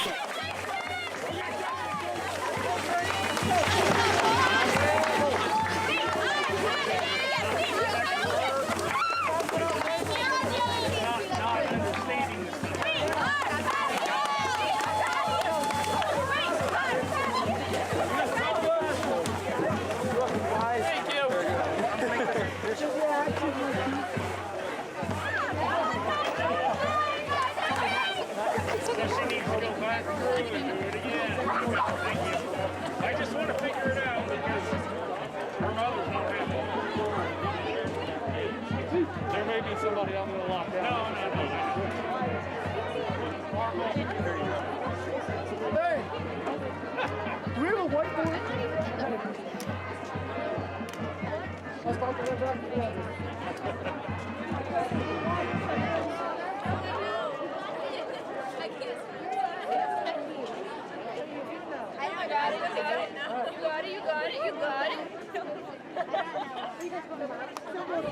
She's getting announced and then we're performing. Yep. Then we're gonna come up on stage. Is she going out there or like it's pretty chilly? But it's not that bad. I don't know. It's not that bad. It could be worse. The moon looks like a toenail.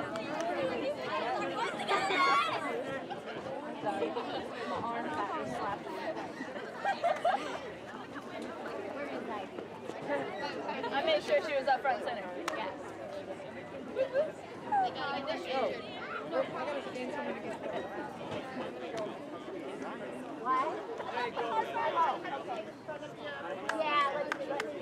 Keep it up, man.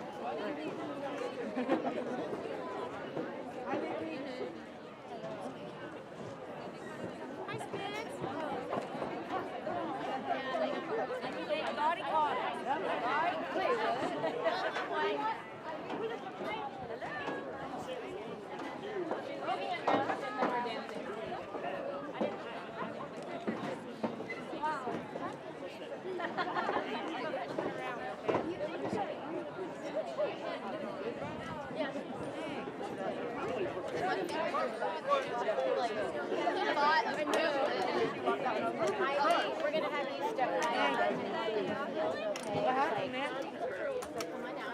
Rhythm Mets. Rhythm Mets coming out. Hey, stay with me.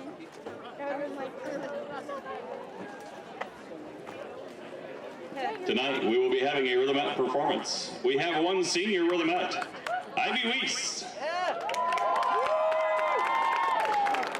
She is the daughter of Dan and Melissa Weiss. She is a co-editor-in-chief of Phoenix Literary Arts Magazine, Spanish National Honor Society, and National Honor Society, and is involved with Council for Academic Excellence.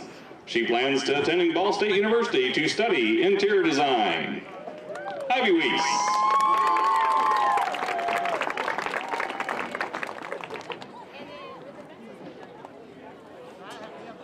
For your halftime entertainment, our Benton Central Rhythmettes will be performing a hip-hop routine. The dance team includes senior Ivy Weiss, juniors Isabella Shamp, Hannah Kukarts, and McKenna Lane, sophomores Jasmine Weaver and Hannah Walpe, freshmen Riley Hetty and Hannah Jesse, 8th grader Molly Kukarts, and 7th graders Kyra Jaworski, Crod, Kennedy Shamp, and Anna Hagen. The team is coached by Alicia Kukarts.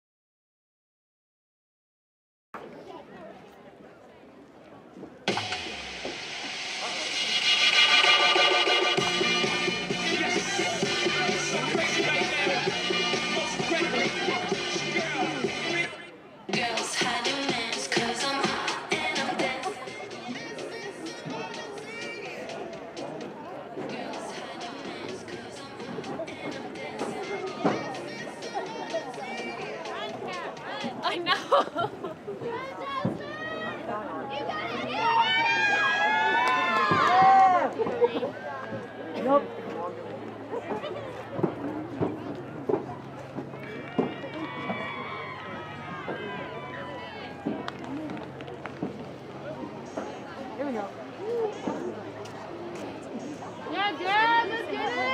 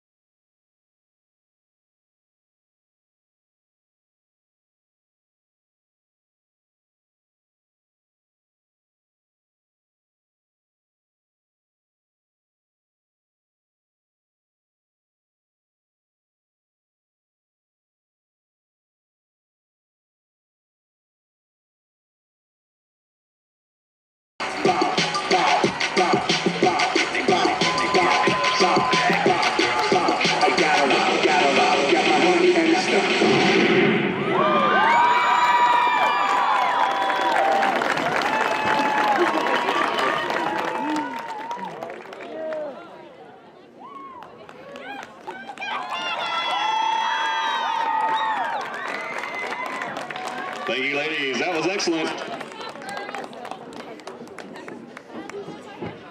This year, the Senior High School Student Council is pleased to announce that the student vote winner in this year's Pick Your 2020 Poison theme float decorating contest is the junior class of 2022 with their Rest in Peace Kobe Bryant Memorial. The staff vote winner is also the junior class of 2022. Congratulations for a job well done. And now we ask the crowd to look towards the 50-yard line as we announce the homecoming royalty candidates. Please hold your applause until all candidates are announced. The homecoming court will be walking out separately this year so they can abide by social distancing guidelines. Homecoming royalty will be announced by class to make room for the next class to come out. Pictures can be taken at the end of the ceremony after all classes have been announced.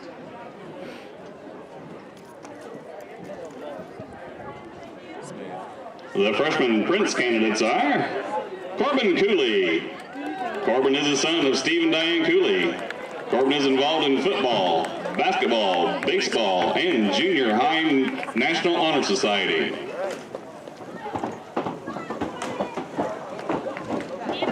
Ryan Foster. Ryan is the son of Brett and Jennifer Foster. Ryan participates in varsity tennis, basketball, and 4-H.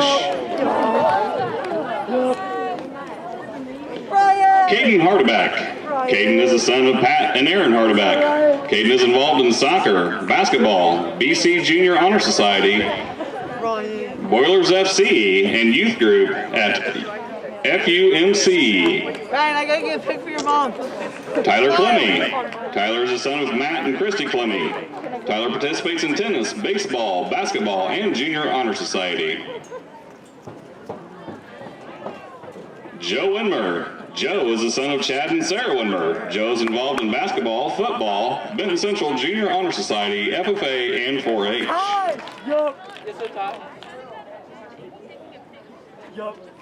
The freshman princess candidates are Kennedy Bell. Kennedy is the daughter of Brittany and Henry Bell. Kennedy participates in track, class representatives, 8th grade student council, and high school football manager. Claire Creek. Claire is the daughter of Brent and Megan Creek.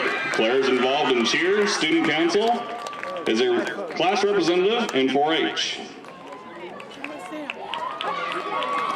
Sienna Foster. Sienna is the daughter of Todd and Jessica Foster. Sienna is involved in volleyball, basketball, and is a class representative. Haley Todd. Haley is the daughter of Jennifer and Charles Todd. Haley participates in track, FCA, and is a class treasurer. Rachel Tolan. Rachel is the daughter of Katie and Chad Tolan. Rachel participates in volleyball, basketball, National Junior Honor Society, and is a class representative. The 2020 Homecoming Royalty are being crowned by the Student Council President, Courtney Alberson, and Treasurer, Ava Sayre. The freshman prince and princess are Caden Hardebeck and Sienna Foster.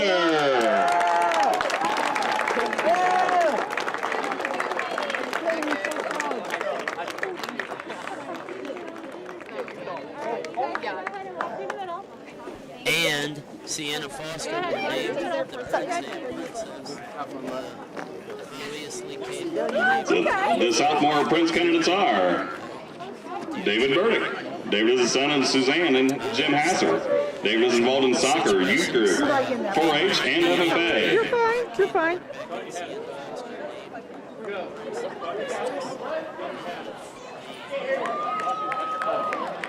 Joshua Etter. Josh is the son of Steve and Christy Etter. Josh participates in football, basketball, and baseball at Benton Central. Logan Hardebeck. Logan is the son of Ryan and Sherry Hardebeck. Logan is involved in basketball, track, and tennis.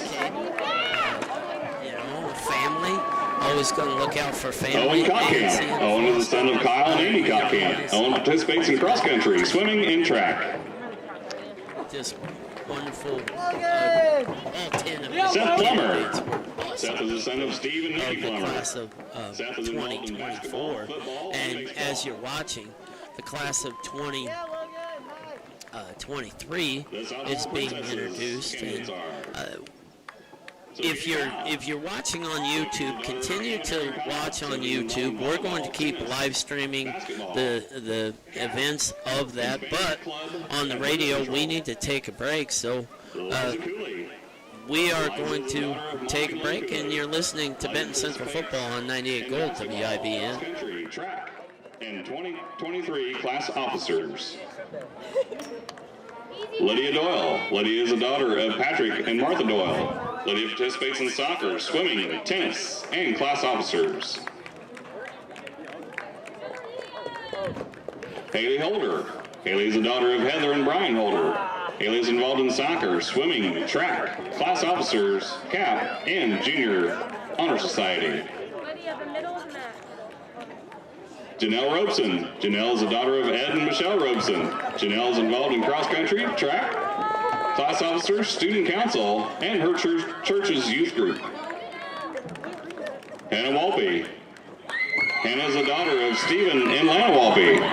Hannah is involved in rhythmettes, 4-H, teens as teachers, her church, junior leader president, and was junior Miss Congeniality at Benton County Fair. The sophomore prince and princess are David Burdick and Janelle Robeson.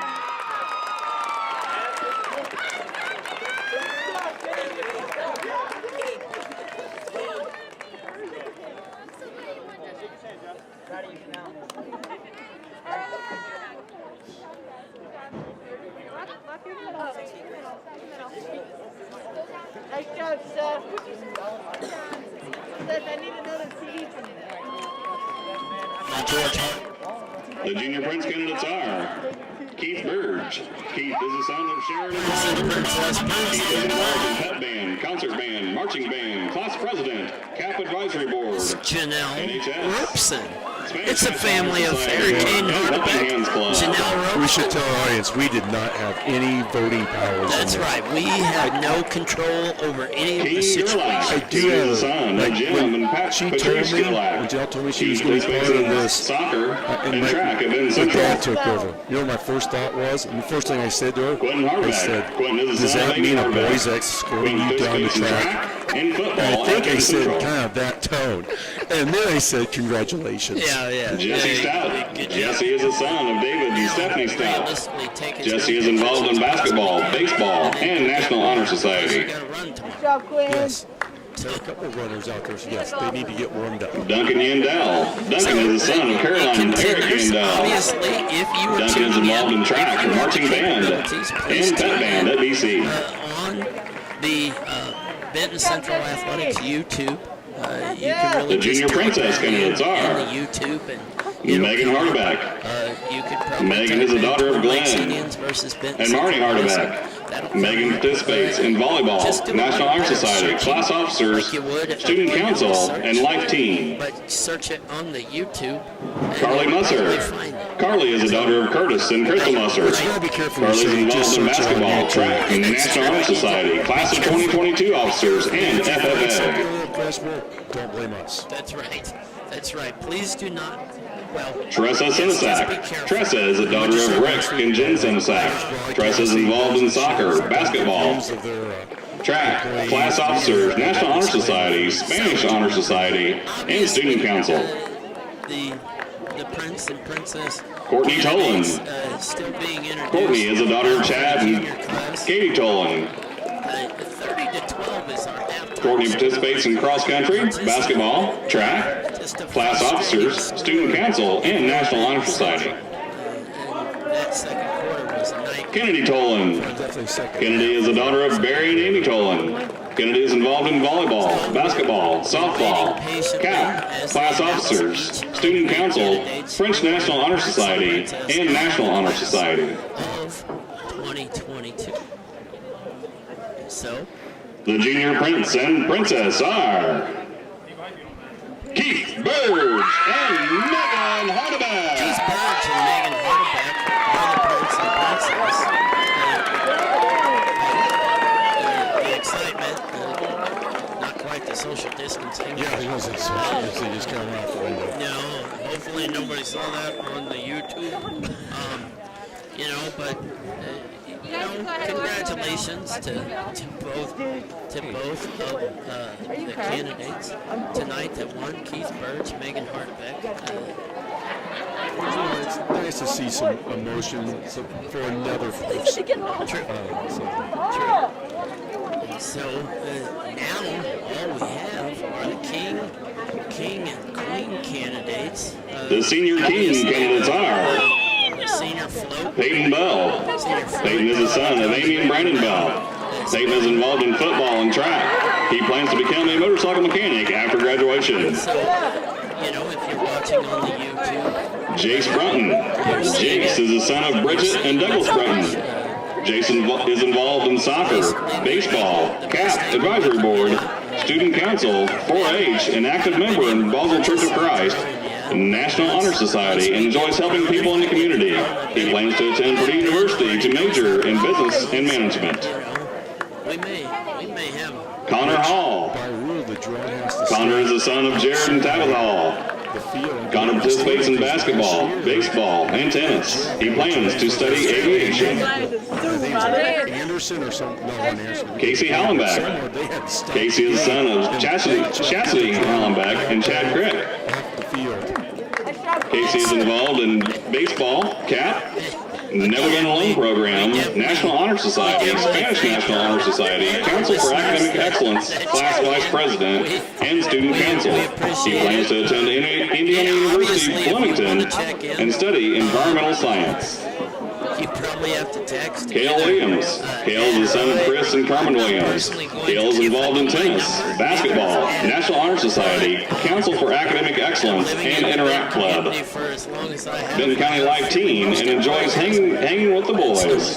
He plans to attend a four-year university and study in business management. To send it in, we probably will not say it. The senior queen candidates are Because there's that FCC. Kayla Brewer. This one's Kayla is the daughter of AJ and Amy Brewer. Nobody has said anything bad. It's just, it's so good in 2020 to be able to do this on a Friday night as Twin Lakes runs right through the homecoming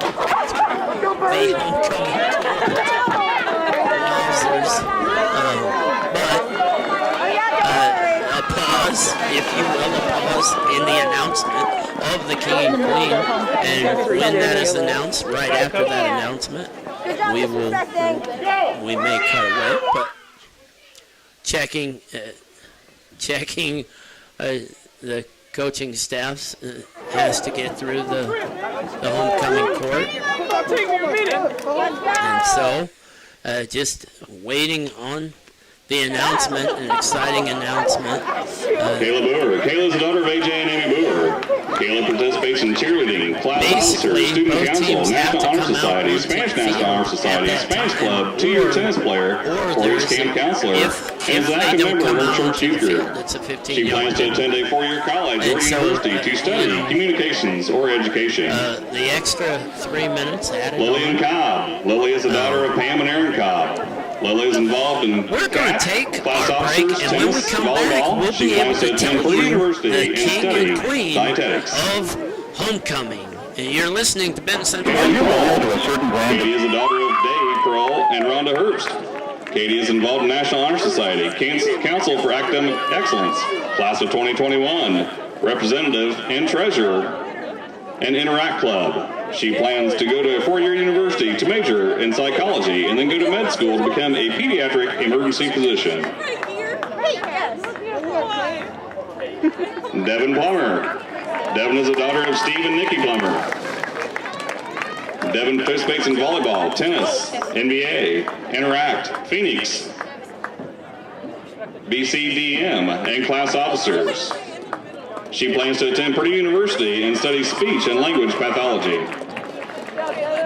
Kennedy Sloniger. Kennedy is the daughter of Brandy and Robert Sloniger. Kennedy is involved in softball, 4-H, class officers, National Honor Society, and Council for Academic Excellence. She plans to attend Ball State University and study architecture.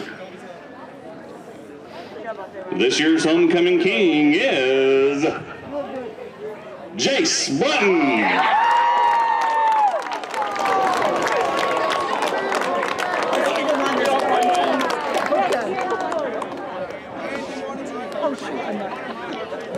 This year's homecoming queen, Kayla Brewer.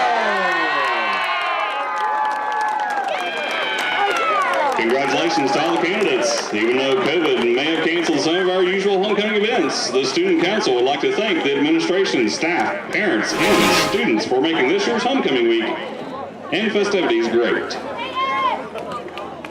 Kayla Brewer, and congratulations to both of them on the winning of the King and Queen contest. And now, if you're Benton Central, you gotta look at like taking a little bit of that fire that you had in the first quarter and a half and using that coming out and just marching right down the field and establishing kind of an attitude all over again. Yeah, definitely. You know, they get the ball. At halftime, I'm sure they pointed out that, hey, we moved the ball, we had success. Yeah, they surprised me. I thought they were We going get a out score, there. we're back in the game, we can do this. And so, hopefully, you're right. Hopefully, they come out with a lot of fire, get a good kickoff return, and just set up and get some points here to start this third quarter. Hopefully, like you said, Benton Central leaving a huge hole in the middle with the bunch up of Twin Lakes. If you're watching on YouTube, you see the bunch formation. The run up and the kick. Kick goes. It's going to be fielded by by Hardebeck. Hardebeck up the middle. Hardebeck brought down at the 30-yard line. That's where Benton Central will take over. To the 30-yard line. I did the little ooh here because 53 Jason Palmer did what you want to do on kickoff return. He took his shoulder pad right into the guy he was blocking, gave him what we call a pancake. The kid from Twin Lakes grabbed him and laid him on top of him because he got truck sticked. So excellent job by Jason there on the kickoff return. And so Benton Central takes over at the 30-yard line. Wilkinson, shotgun formation, brings motion left to right. Little flip pass to Hardebeck. Hardebeck trying to make a move on the right side. He picks up about 3 yards. And, again, a positive play if you're Benton Central. Yeah, definitely decent start. We talk about, staying on schedule with down and distance. It definitely did there. Nothing, linebacker came inside out to make the stop there. You'd like to be able to see if the lineman can get up to that second level, especially on that kind of outside zone or fly sweep kind of concept, and keep that inside pursuit from coming out, because they actually had the edge pretty decently blocked, but he wouldn't still have to go up inside and now allowed the inside linebacker to make the play. 2nd and 6. Motion man is Bell. Fake to Bell. Wilkinson keeps it. Wilkinson goes up the middle. Wilkinson gets to almost the 40-yard line. He's going to be marked right at the 40. Should be enough for the first down.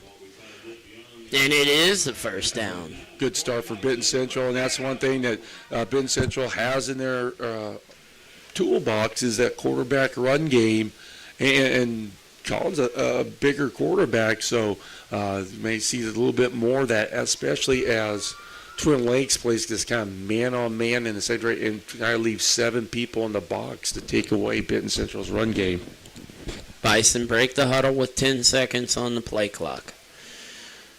Wilkinson in the backfield, or in the shotgun formation, fakes it to Hardebeck, rolls out left, has a man, overthrows Peyton Bell, had him open out on the flat, just kind of overthrew him. Yeah, he kind of flipped it on that boost, especially when you're right-handed and going to the left. You want to get depth and kind of belly it back towards the line of scrimmage so you can step and fire at the receiver, and he just quite didn't get his shoulder squared up enough and flicked it out there and missed Bell. Benton Central bringing up 2nd down and 10 from the 40-yard line. Need to get to the 50 to pick up the first down. Wilkinson, shotgun formation, has Hardebeck in the backfield with him, along with Meredith. We haven't heard much from Meredith. I don't even think he's touched the ball tonight. And there he does. And he's wrapped up by 4 or 5 Indians on the play. They're trying that, like, reverse. It's a really quick reverse. They hand off to the deep back, and then the deep back hands off to the up back. Yeah, but and Twin Lakes, credit, this is what halftime adjustments do. If you go in and you talk about it at halftime, hey, you make adjustments to the play. And obviously the Twin Lakes coaches did that. So, Wilkinson in shotgun formation. Gets the snap, trips left, rolls left. Wilkinson gets depth under a lot of pressure, throws, and is unable to complete the pass, bringing up 4th down. Just really had nothing there. Yeah, he was under huge pressure. Right. They couldn't get I'll tell you what, the defensive end there for Twin Lakes, Brennan Skoviak, did an excellent job of keeping contained. Jacob Meredith couldn't get him hooked, and I give Colin some credit. He threw that at the feet going, I can't complete this. Instead of taking a chance and risking an interception, they were able to get the incompletion and punt. So, Benton Central to punt. Eder boots it high into the air, takes a bounce at the 45, bounces kind of a Twin Lakes bounce, to the 46-yard line. That's where Twin Lakes will take over. Twin Lakes up 30-12. We'll see what defensively, what Benton Central changes up, and what Twin Lakes changes up offensively. And so, Twin Lakes comes out. Benton Central runs their 11th man out onto the field. Motion man comes from right to left. Handoff, fumbled again. And Dellinger comes up with it. Almost a big play for the Benton Central Bison right there. That would be on the short list for most discombobulated play of the year. Because the handoff wasn't clean. They fumbled it twice. And fortunately for Twin Lakes, they had the ball back. But, hey, Benton Central's got it second and about 12 here. So get a stop here and force a 3rd and long. Ball is at the 44-yard line. We're early in the third quarter, 9:22 to go. 3 receivers to the wide side of the field for Twin Lakes. Dellinger gets it, fakes the handoff, throws the slant to Johnston. Johnston gets drilled. He gets drilled low and he gets drilled high. And Cody Reese with part of that tackle. And Johnston, he may talk to his quarterback like, hey, Broski, can we throw that ball outside because I don't want to go over the middle. That's one way to stop a slant. And at that time, the corner was physical, but still letting him get to the inside, so may need to be a little bit more inside leverage. But then again, Johnson is a physical receiver. Dellinger keeps it, throws it deep down the right side, has a man wide open. He catches it and then is tackled after easy pitch and catch, but another flag on the play. Hold up where you are. We may get the ineligible man Ineligible receiver downfield. That's 4. That's 4. Well, I was laughing at they signaled Benton Central with a legal man downfield. No. But that time, obviously a breakdown in coverage because the receiver was 10 yards open. So a little miscommunication on zone responsibilities, or if it was man zone, something. But once again, Benton Central gets a break. And if that's an RPO where quarterback says it's a run-pass option, and you decide to throw it, that's on the quarterbacks. That was forever. Linemen are going to be down there because they're thinking run. Trips right. Dellinger rolls right, throws right, and throws high for the under receiver. It wasn't, but for the viewers at home, it was almost like a 3-level flood look. Yeah. He had one short, one medium, and one deep, and he overthrew the medium and underthrew the deep. So big stop here for Benton Central. So, Twin Lakes lining up to punt. Snap comes back. The fake is on. He's running. He may get there. He may not. Not going to matter. We're going to see what happens. He's right there at the sticks. There is a penalty flag. Should be holding in the backfield. Now, if you're Benton Central, I take the measurement. Yeah. Oh my. If you're Benton Central and he's short, you decline the penalty. That's 4th down. You take over. They obviously, I would hope they're saying that he's obviously beyond the 1st down marker, but the marker's right there. Yeah, it's close. Like, measure it. But not going to. They're going to move him back. And so they'll move him way back. Twin Lakes coming out of halftime on it defensively, not on it offensively. So 8:08 to go, 30-12 is the score. Twin Lakes probably to punt here. Hardebeck extremely deep. Kick is down the middle. The ball bounces short, takes a big Twin Lakes roll, And it goes inside the 20-yard line. That's where Benton Central will take over with 7:57 to go. 30-12 is our score. We're here in just north of Oxford, Indiana, at Benton Central Junior Senior High School. We want to thank everybody that has helped us tonight, and especially Mr. Ben Moore. Ben Moore running the YouTube video to I believe, live stream our first game, quite possibly ever, in football. And so, Wilkinson in the backfield. Brings motion from left to right. Handoff goes up the middle. Believe it's Meredith. Meredith still piling, still driving, and finally the whistle blows. But a heck of a run for the first touch of the night if you're Jacob Meredith. Well, second, because on the last drive he had one that didn't do so well. That's true. The second touch of the night. But right there, like Jacob Meredith picks up 8 yards on a first down run. Exactly what you want. It kind of uses up the clock and gains plenty of yardage.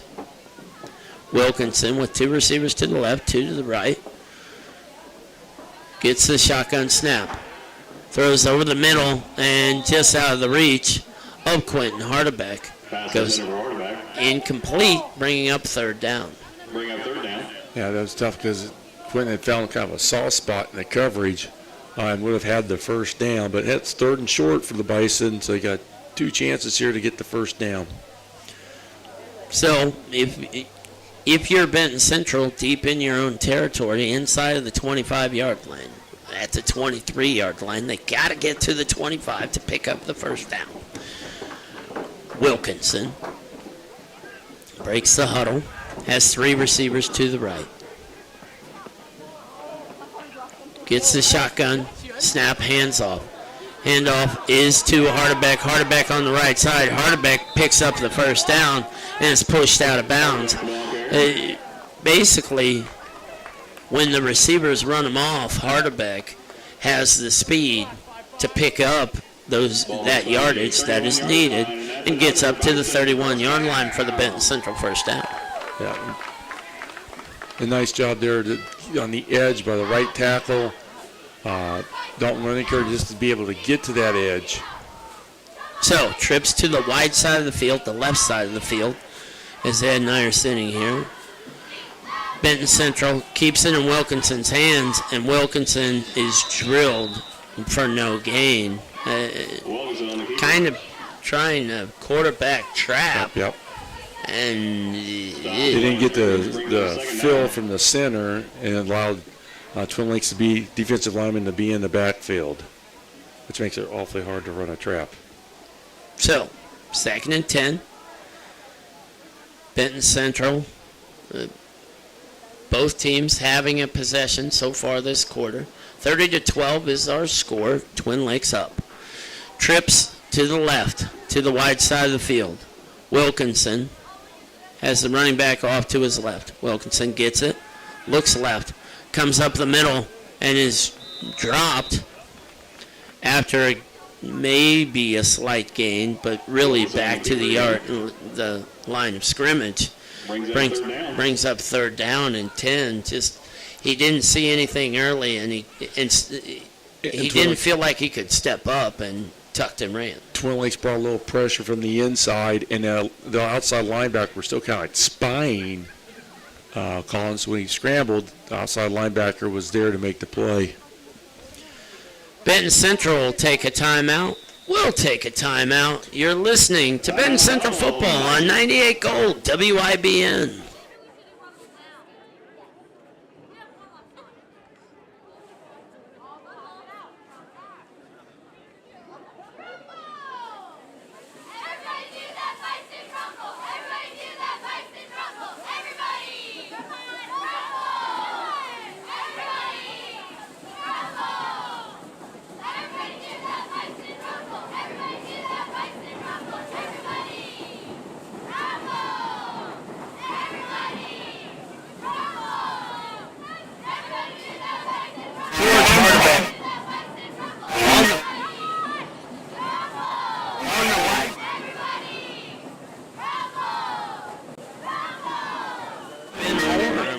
definitely want to thank him for all his expertise on showcasing the game. And Benton Central right there, it kind of looked like Wilkinson may have been a little dinged up a smidgen, and just, get a timeout, get everybody on the same page, and we'll see.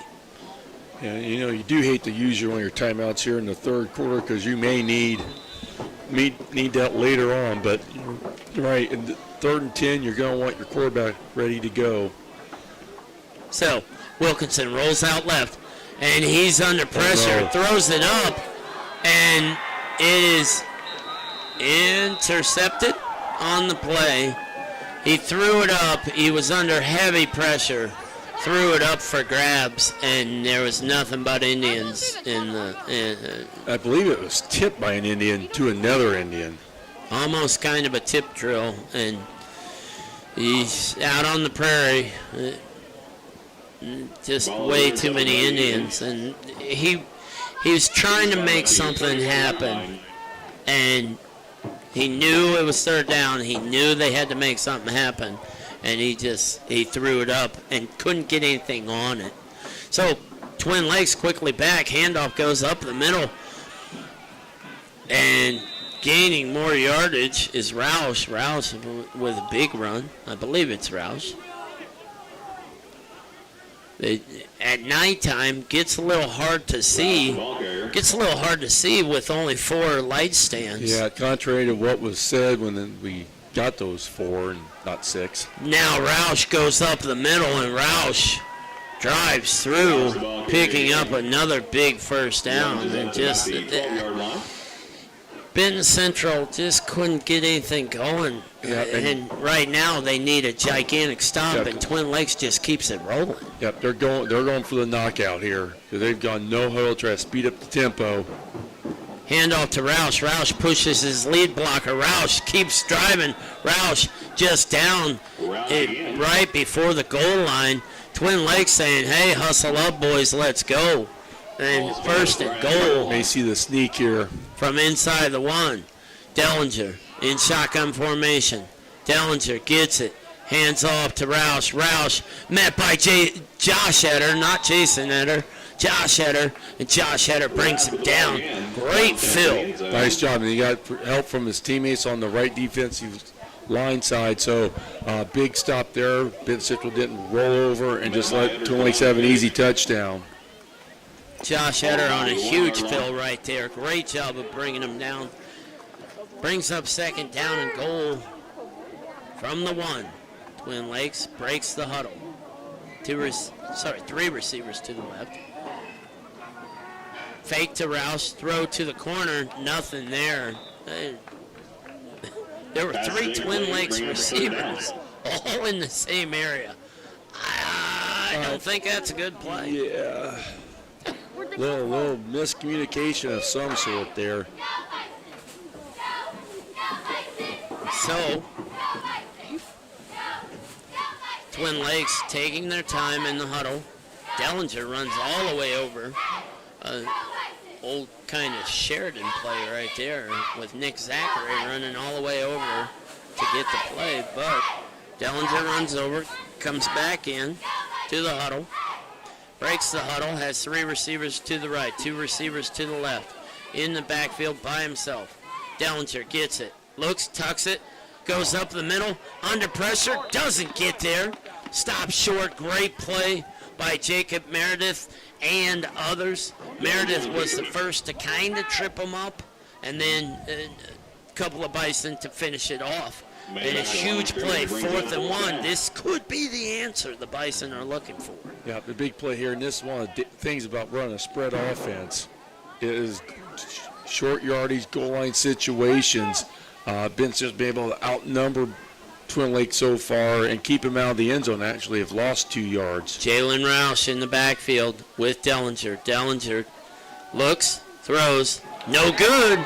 That's the answer the Bison needed right there. Great defensive stand by Benton Central. Huge stop by the Bison. Seth Plummer got a tip on it. Yep. That time the corner did a nice job of keeping that inside leverage and was able to get a hand on it to deflect that pass. And, give credit to this defense because we've seen a number of Benton Central teams that Twin Lakes will have walked in on the first down. So great job by the defense there to get a stop and keep this a chance for Benton Central to come back in this ball game. Benton Central down 3 scores, 30-12 with 3:25 to go here in the third quarter. Benton Central really doesn't have enough players. They have 10 players again. Handoff comes up the middle, and Hardebeck is stopped short, and stopped short of short gain of about a half a yard, bringing up second down and 9. And Ed, this has been a common theme all night long. Benton Central has only had 10 men on the field. In week 5. Yeah, that's a tough one. So Benton gets it, hands it off, up the middle goes Hardebeck. Hardebeck makes something out of nothing and really drives the pile forward, getting close to the first down, being about 2 yards short. 3rd and 2 is the call with 2:25 to go. On the 9-yard line, bring up 3rd down. Benton Central out to the 9-yard line in breathing room. Yeah, definitely. I mean, it's one of those things, the punt game has not been strong for Benton Central tonight, so you definitely don't want to have to punt it here, so they really, really need a first down. Wilkinson, 2 backs in the backfield with him. Handoff goes to Hardebeck. Hardebeck drives through the middle, and Hardebeck picks up the first down. Big first down if you're the Bison. Right, nice job by the offensive line to get a little movement, get a first down there. Looks like about the 14-yard line, and that's good enough for a Bison first Dylan, down. it's getting to that point where a couple first down punt, not a little bit more than that, being down 3 scores. Peyton Bell checking into the game for Josh Etter. Bell and Hardebeck in the lineup together. Wilkinson in the backfield. Wilkinson. 2 receivers to the left. Rolls out left. Wilkinson tucks it. Wilkinson goes, and Wilkinson is destroyed. And it'll be a 15-yard penalty, but he is absolutely lit up on the sideline. Now, as defensive coach, it's great hit. However, you got to do it inbounds. You don't want to give up a cheap 15. And the quarterback is normally going to be given a little bit of leeway, A little extra protection. Correct, and just lit him up. Now, credit Colin Wilkinson of saying, okay, got right back up and hustled back into the huddle and said, hey, let's go. And so, minute 32 to go. Big first downs for Benton Central. Brings it out to the 33-yard line.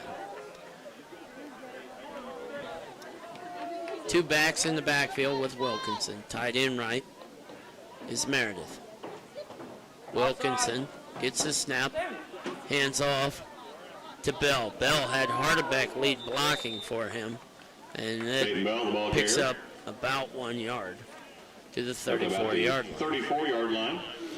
Nice run once again. You still have time to still incorporate the run game here, so you want to keep a good schedule as far as down and distance is concerned. 2nd and 9 from the 34-yard line. Benton Central on homecoming night, down 18 to Twin Lakes. 30-12 is the score with just under 55 seconds to go. Wilkinson in the backfield with Bell and Hardebeck. Wilkinson gets it, rolls out left. Still rolling under pressure.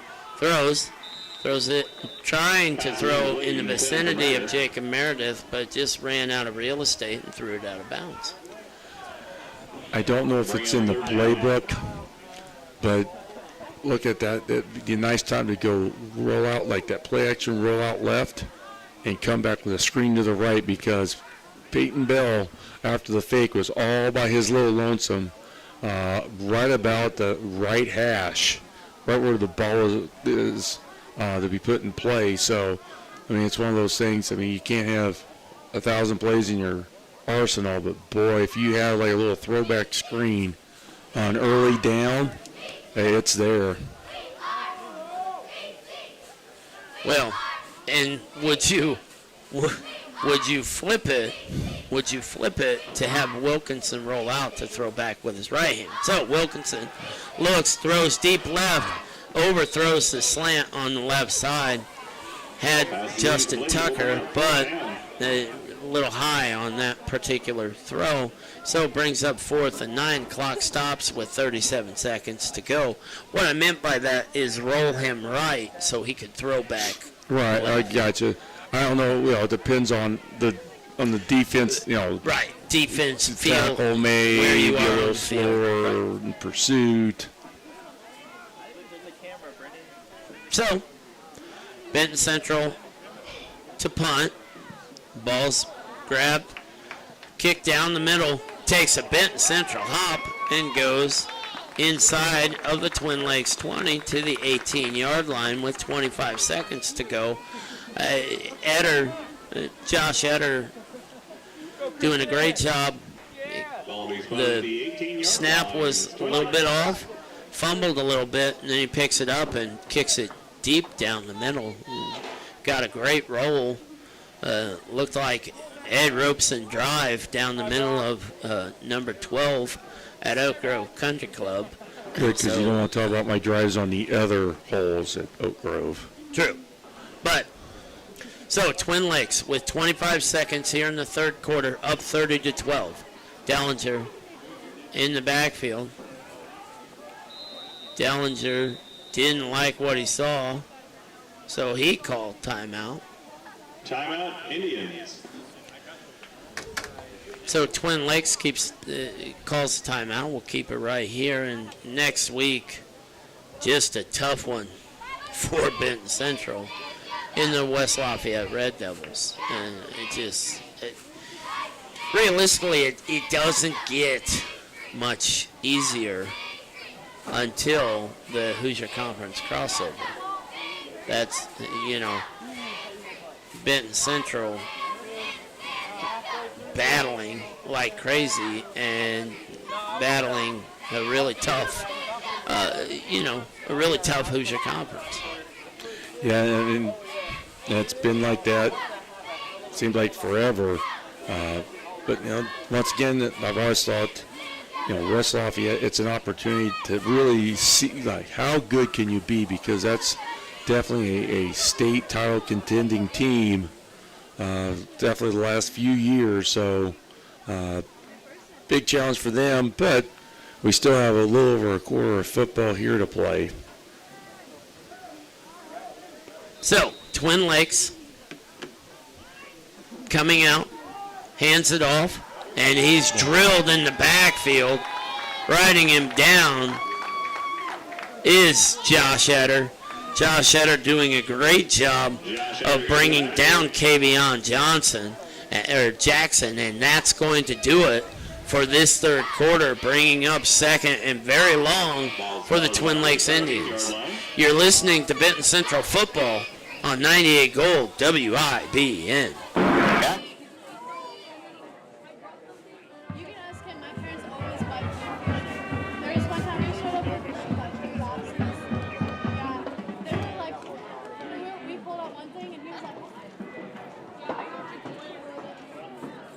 At this time, I'd like to introduce our cheerleaders. Kayla Boer, Sophia Brockwitz, Ashlyn Brigham, Claire Creek, Lily Dino, Lily Flynn, Haley Hollingsworth, Jenna Jenkins, Hannah Jesse, Jaislyn McDaniel, Olivia Ritchie, Kelsey Snedden, and Grace Whaley.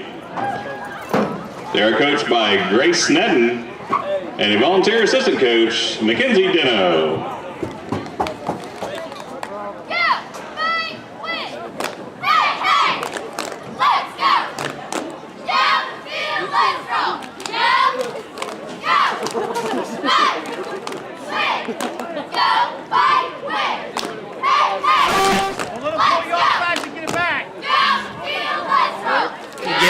breath right there, I promise. I don't think I have anything wrong. I'm really sure. But we're back here at Benton Central for the fourth quarter. George Harderbeck, Ed Robeson here. Ben Moore on the YouTube live stream. Twin Lakes with a second and a long way to go.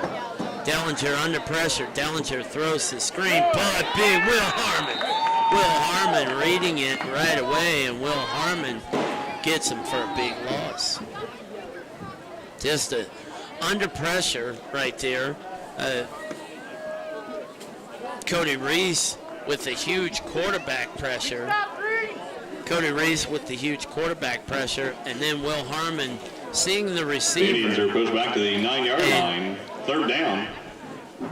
You know, just sending Twin Lakes backwards, and this is what Benton Central needs, and a lot of it real fast. Yep. You got a chance to really flip field position here. Dellinger looks, throws, has the receiver wide open. He catches it coming back. He's down the left side, still has a little bit of running room, and is knocked out of bounds. Knocked out of bounds is Jackson. Kahari Jackson with the catch, made a few men miss.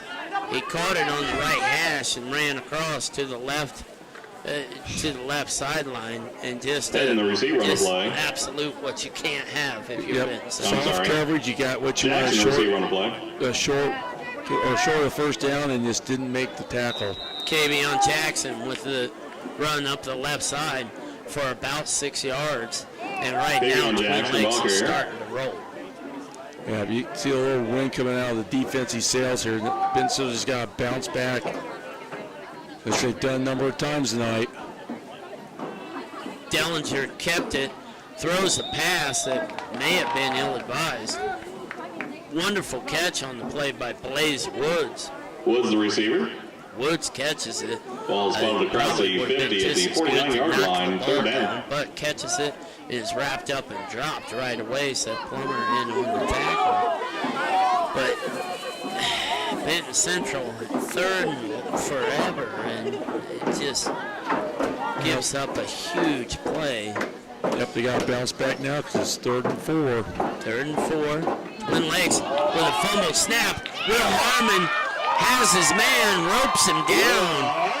Cowboy Harmon says, "Thank you very much," and pulls him down to the ground. Basically like a little calf roped him and ripped him down. Bad snap for Twin Lakes, definitely helped out. A big player, fourth and long, so Twin Lakes didn't even think about going for it. So Benton Central brings their punt return out on the field. Twin Lakes to punt. Snap comes. Kick.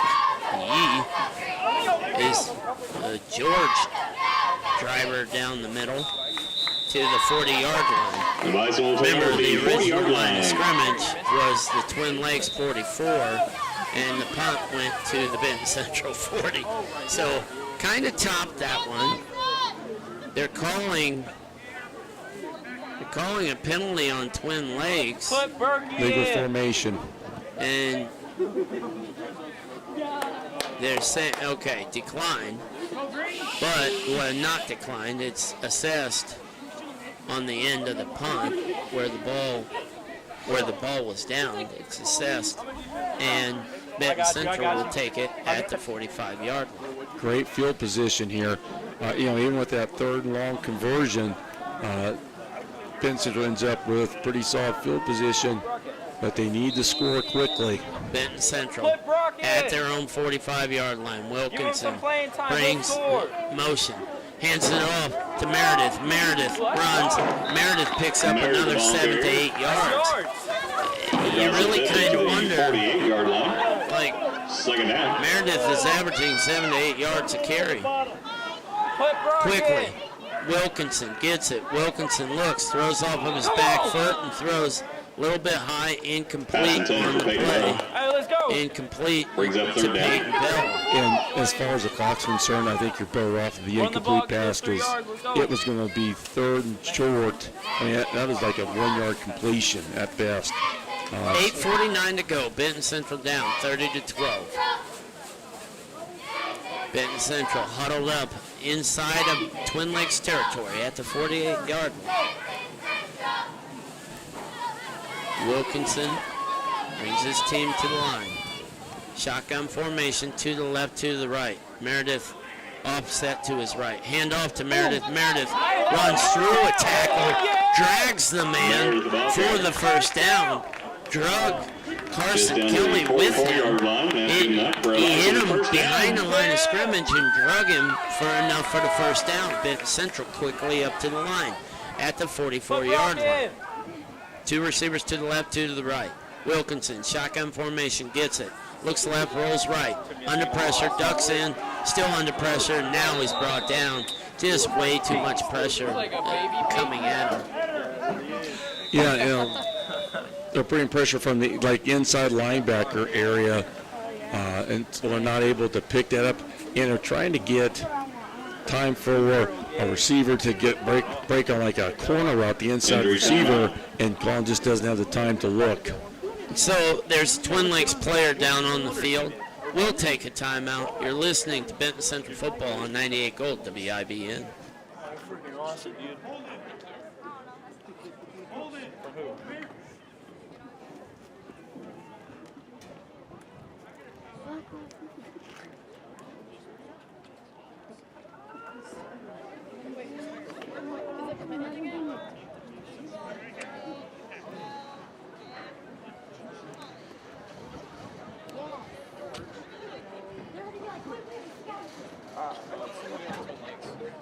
Oh, for real?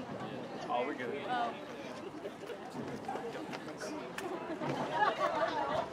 Oh, dude, that better not be my brother. I swear to God, fuck all these bits of shit.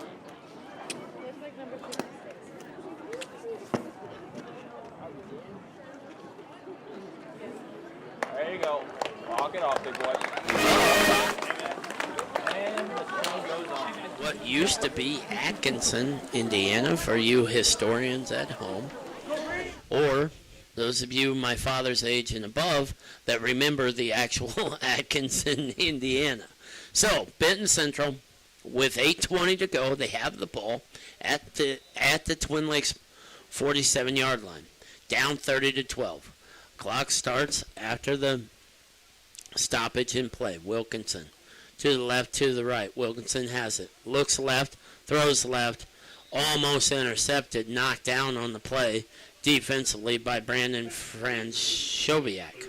That's a tough one because they ran a slant route and Quentin broke to the inside and had some separation from the safety, but that linebacker, Regan Collins-Eyes, was able to get under that slant route.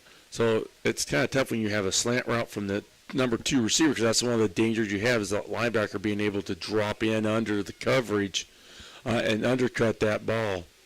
8:07 to go, 3rd and 13, a big third down if you're Benton Central. Benton Central needs to pick this up. 3 receivers to the wide side of the field here on the left side.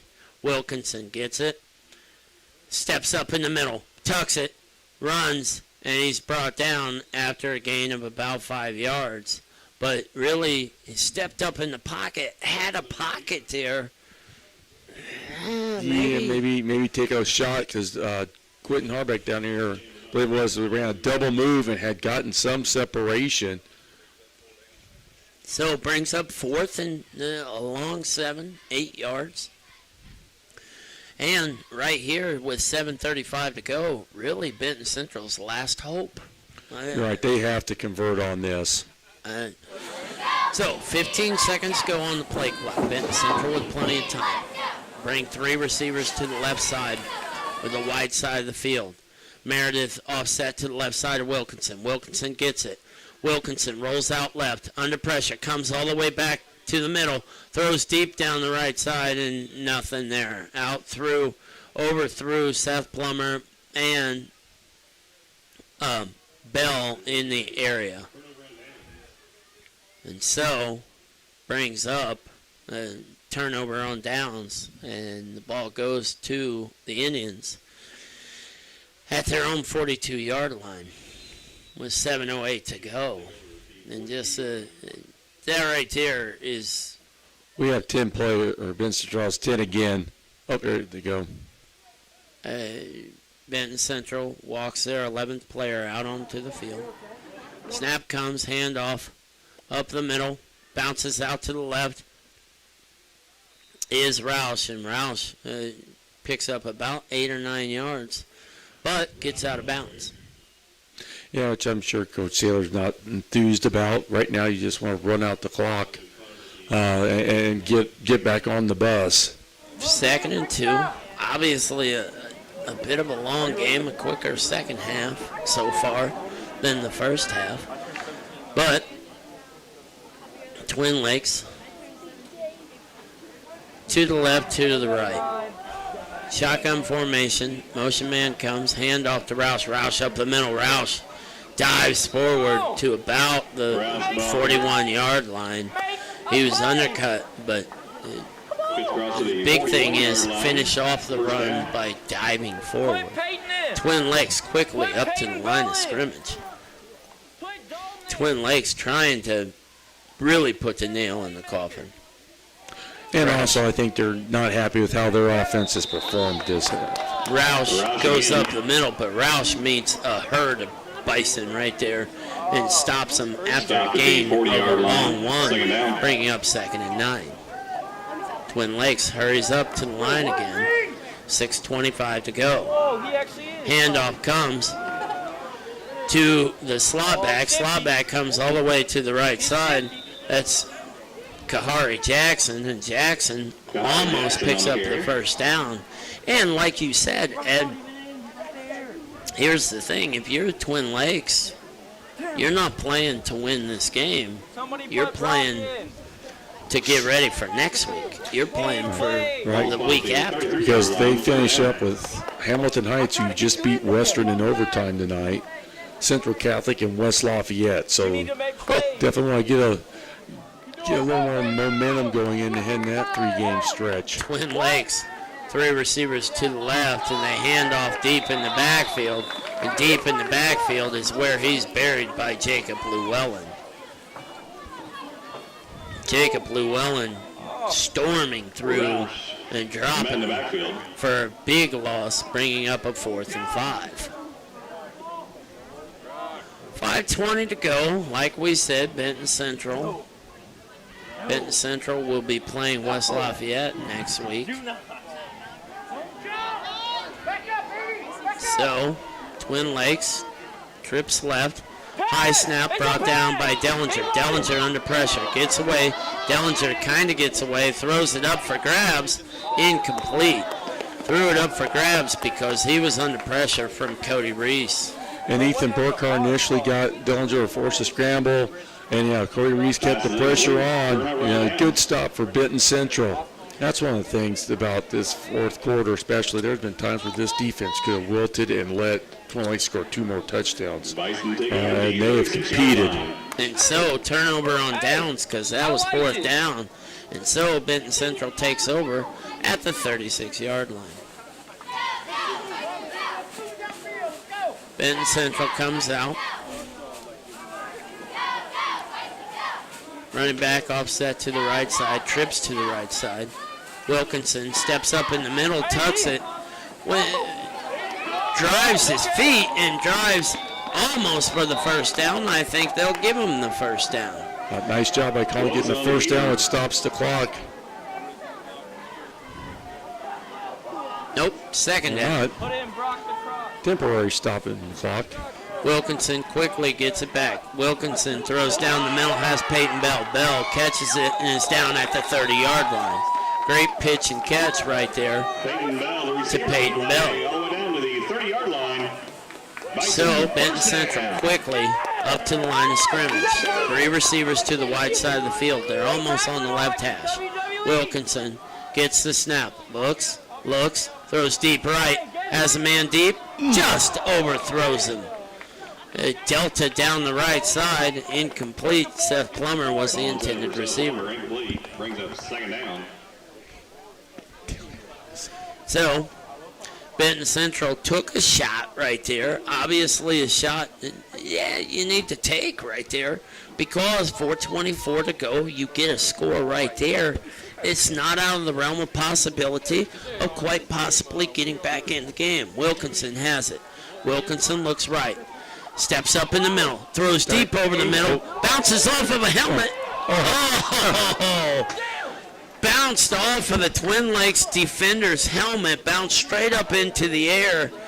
And Bell almost came up with an unbelievable catch right there. The ball bounces up and just something that just out of the hands of the Bison. So, Benton Central with 3rd and 10. Wilkinson with trips right. Gets it, rolls right. Has Harderbeck short, throws deep. And it's caught on the play by Holden Deno, and Holden Deno picks up the first down. Stops the clock with 4:08 to go. 30-12 is the score. Holden with a big reception right there. Wilkinson quickly brings the guys back. Trips to the left. Wilkinson gets it. Rolls left. Under pressure. Under big pressure. Throws it up for grabs. And it's knocked down by the Indian cornerback. And probably should have been intercepted. Probably should have been, but I'm going to give him the benefit of the doubt and say, well, at least he knocked down. That's right. He gets a pass breakup. Probably not the film he wants, though. No, he did not give himself some film on that one. In the words of Scott Power, that is not the film that he wants. And so, 3 receivers to the left. Wilkinson gets it. Looks, pops it out to Harderbeck. Harderbeck is wrapped up pretty quickly on the play for little to no gain. Maybe a gain of 1, quite possibly. Brings up 4th down. I know it's, a 3-score game at that part. The clock keeps running here for Benton Central. Shotgun snap comes. Wilkinson throws left. No, just behind Deno. Yep, and if he had thrown it, could have got ahead of Holden. Holden had leverage on the safety, and that was going to be a touchdown. And now it's 4th down. I apologize. 4th down and 9. 3:25 to go. 30-12 is your score. So, the last-ditch effort, if you're Benton Central, you must convert here, or basically the game is over. Wilkinson gets it. Looks right. Steps up in the pocket. Throws. There's... Now, that ball was not going to be caught, but holy cow, was the receiver destroyed before he even got an opportunity of even faking like he could catch it. Yeah, there was some early contact. The safety just destroys the receiver crossing route and nothing. The official did look to try to help up the Benton Central player that was knocked to the ground quite early. But, again, I don't think it was a catchable ball. I think the official thought it wasn't a catchable ball either. So, shotgun formation, Dellinger gets it. Dellinger hands off to Roush. Roush up the middle. Roush is brought down on the play by, again, Meredith, Harmon, and Eder. So, it really, that second quarter has completely defined the game. Yep, the final 4 minutes. Because Twin Lakes scored 20 points in a row and Benton Central had no answer. Handoff goes, or quarterback keeps it, fake handoff. He keeps it, rolls out, and he's ripped down by a number of Bison defenders. Involved in that was Cody Reese, earlier on, the Benton Central fan and the sponsor of numerous things, Mike Cooley, was asking, who's that young man? That's Cody Reese right there. So he's played a big game. If you're Benton Central, I mean, you're not happy. I mean, in all reality, take away those 4 minutes, and this is a very winnable game. Yeah, always they have played even or maybe a little better than Twin Lakes, except for that one stretch, and that happens in a lot of ball games where you play well and just that one little stretch that gets you. But definitely there's a lot of things to build on for Benton Central. Some confidence that they can take from this game and use it forward. So, Twin Lakes comes out, 3rd down. Quad right. Dellinger throws a 9-ball down the middle. Incomplete pass. Now, the funny part, Parker Bell destroys the receiver. And thankfully, the back judge did not call it because there may have been a riot here had he called that. We know a certain coach on Twin Lakes sideline that doesn't agree with your point there. But you know what we said, good officials, consistent. That's right. And he's consistent. That's right. On the contact. Yeah, and so, yes, that official may get an earful, but he also may not care what the Twin Lakes coach has to say because he didn't really care what the Benton Central coaches had to say. So Twin Lakes will take the delay game. Or, delay game. And so they'll take the 5-yard penalty. 2:30 to go. 30-12 is your score. It's been 30-12. It's been 30-12 for basically an entire half. Snap comes. Run up. The kick down the middle. Hits his own teammate in the back. If you're Benton Central, pick it up. Oh, if they'd only been able to listen to our rule 2 weeks ago. Oh. Yep. I'm pretty sorry.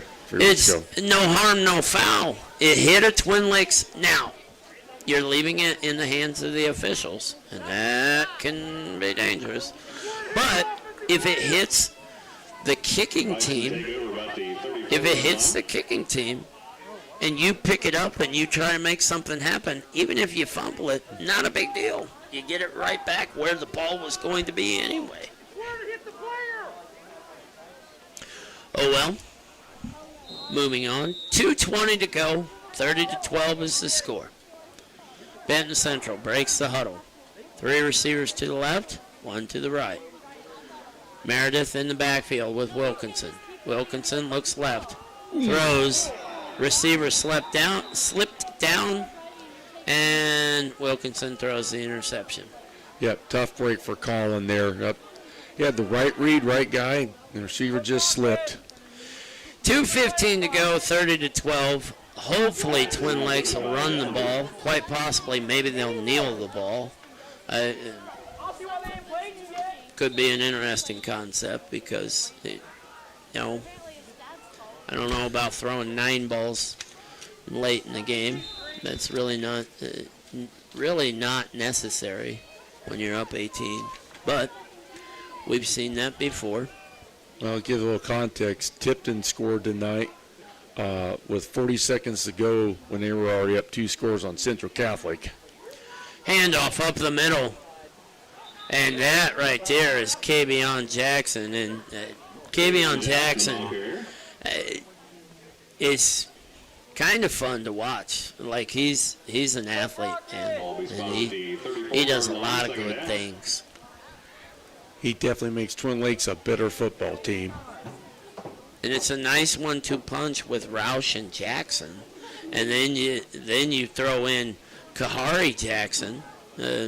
you know, the kind of the slot back, the you know, what used to be a wing back.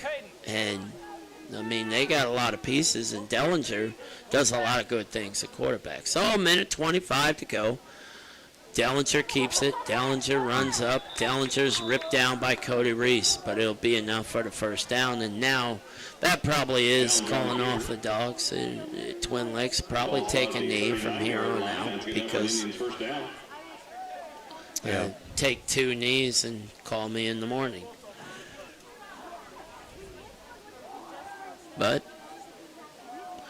yes, they are in the taking the victory formation.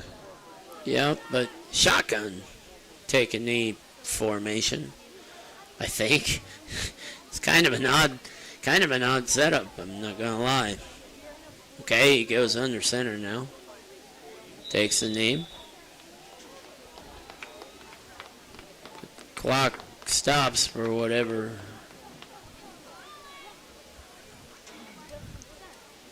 So, Twin Lakes needs to take one more knee. And that does it. So, that does it for the fourth quarter, and the final score is 30-12. We'll be back with some post-game. You're listening to Benton Central Football on 98 Gold WIBN.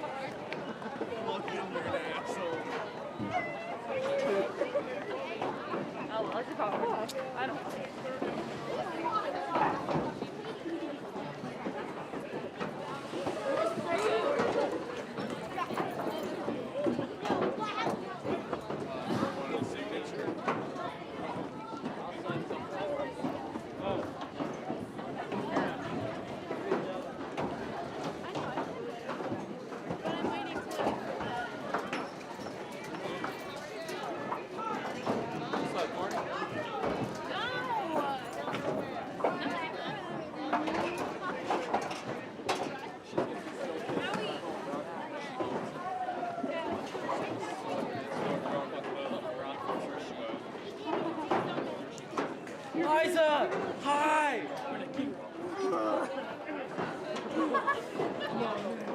Come back.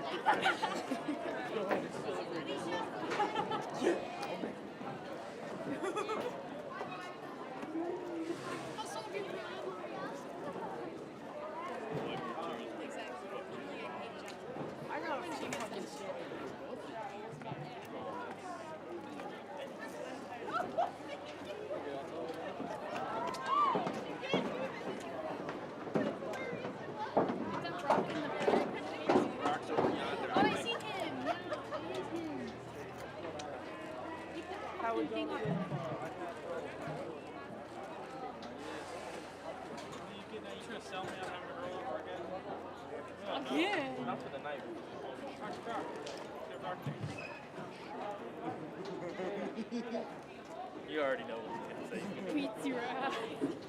I can get First thing he's going to say, then he's going to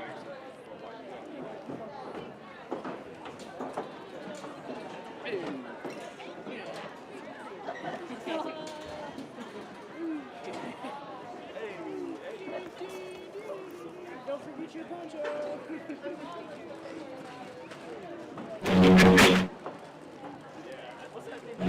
And again, just a tough night all around for Benton Central. A game that really was in hand and just got away in the second quarter. And so that doesn't diminish a great night. Jace Brunton, Kayla Boer being the king and queen of, homecoming. Your daughter, Janelle, being the princess of the sophomore class. My cousin, Caden Hardebeck, being the prince of the freshman class. So, big night. It's like, it's that 4 minutes is just killer. Yeah, this is definitely a game that had a lot of opportunities, and you don't want to waste a really good effort because they definitely competed. Just a couple execution type of plays, inside leverage on coverage when you have no safety help, a bad punt, a tough interception, and that's the thing, Frank Beamer was the head coach at Virginia Tech for over 20 years, and quote that's always stuck with me, he said the difference between 9-2 and 3-7-1 isn't much. And this is one of those things where the difference on the scoreboard, it wasn't much between these two teams. And so Benton Central, hopefully will, the time will come soon where they'll start making these opportunities to win these types of ball games. So we do have a number of people to thank. Obviously, we want to thank the Benton Central administration for their help, and they're treating us nice every single time we come here. Dan Meyer having the programs up here for us. We want to thank Ben Moore, the video guru on the Benton Central Athletics YouTube page. I'm getting my electronics a little discombobulated, if you will. We want to thank Susan back at the station, a huge help making us sound better than what we probably actually are. We want to thank all of our sponsors, our numerous sponsors throughout the game, just fantastic throughout the game. Our pregame meals brought to you by a sponsor that has sponsored On Brothers Broadcasting for years, the 100 Mile House. We thank them. We thank the students, the fans, the players of Benton Central High School and Twin Lakes High School. It's a crazy year, but these young people are battling, and so we thank them. And most importantly, and certainly not last, we thank you, the listener, because without you, we don't have anything. Nobody nobody tunes in. Nobody does any of it, and Ed and I are sitting, on the outside of the press box in the cold, and we don't want that. So we thank you, the listener, the most, because you keep us warm, because we get a chance to be in the press box. So for my friend and broadcasting partner Ed Robeson, for Ben Moore, our technology guy, I'm George Hardebeck, and ladies and gentlemen, enjoy what you can this weekend. Enjoy it safely from a safe distance, and be good. And so with that, you've listened to Benton Central football on 98 Gold WIBN.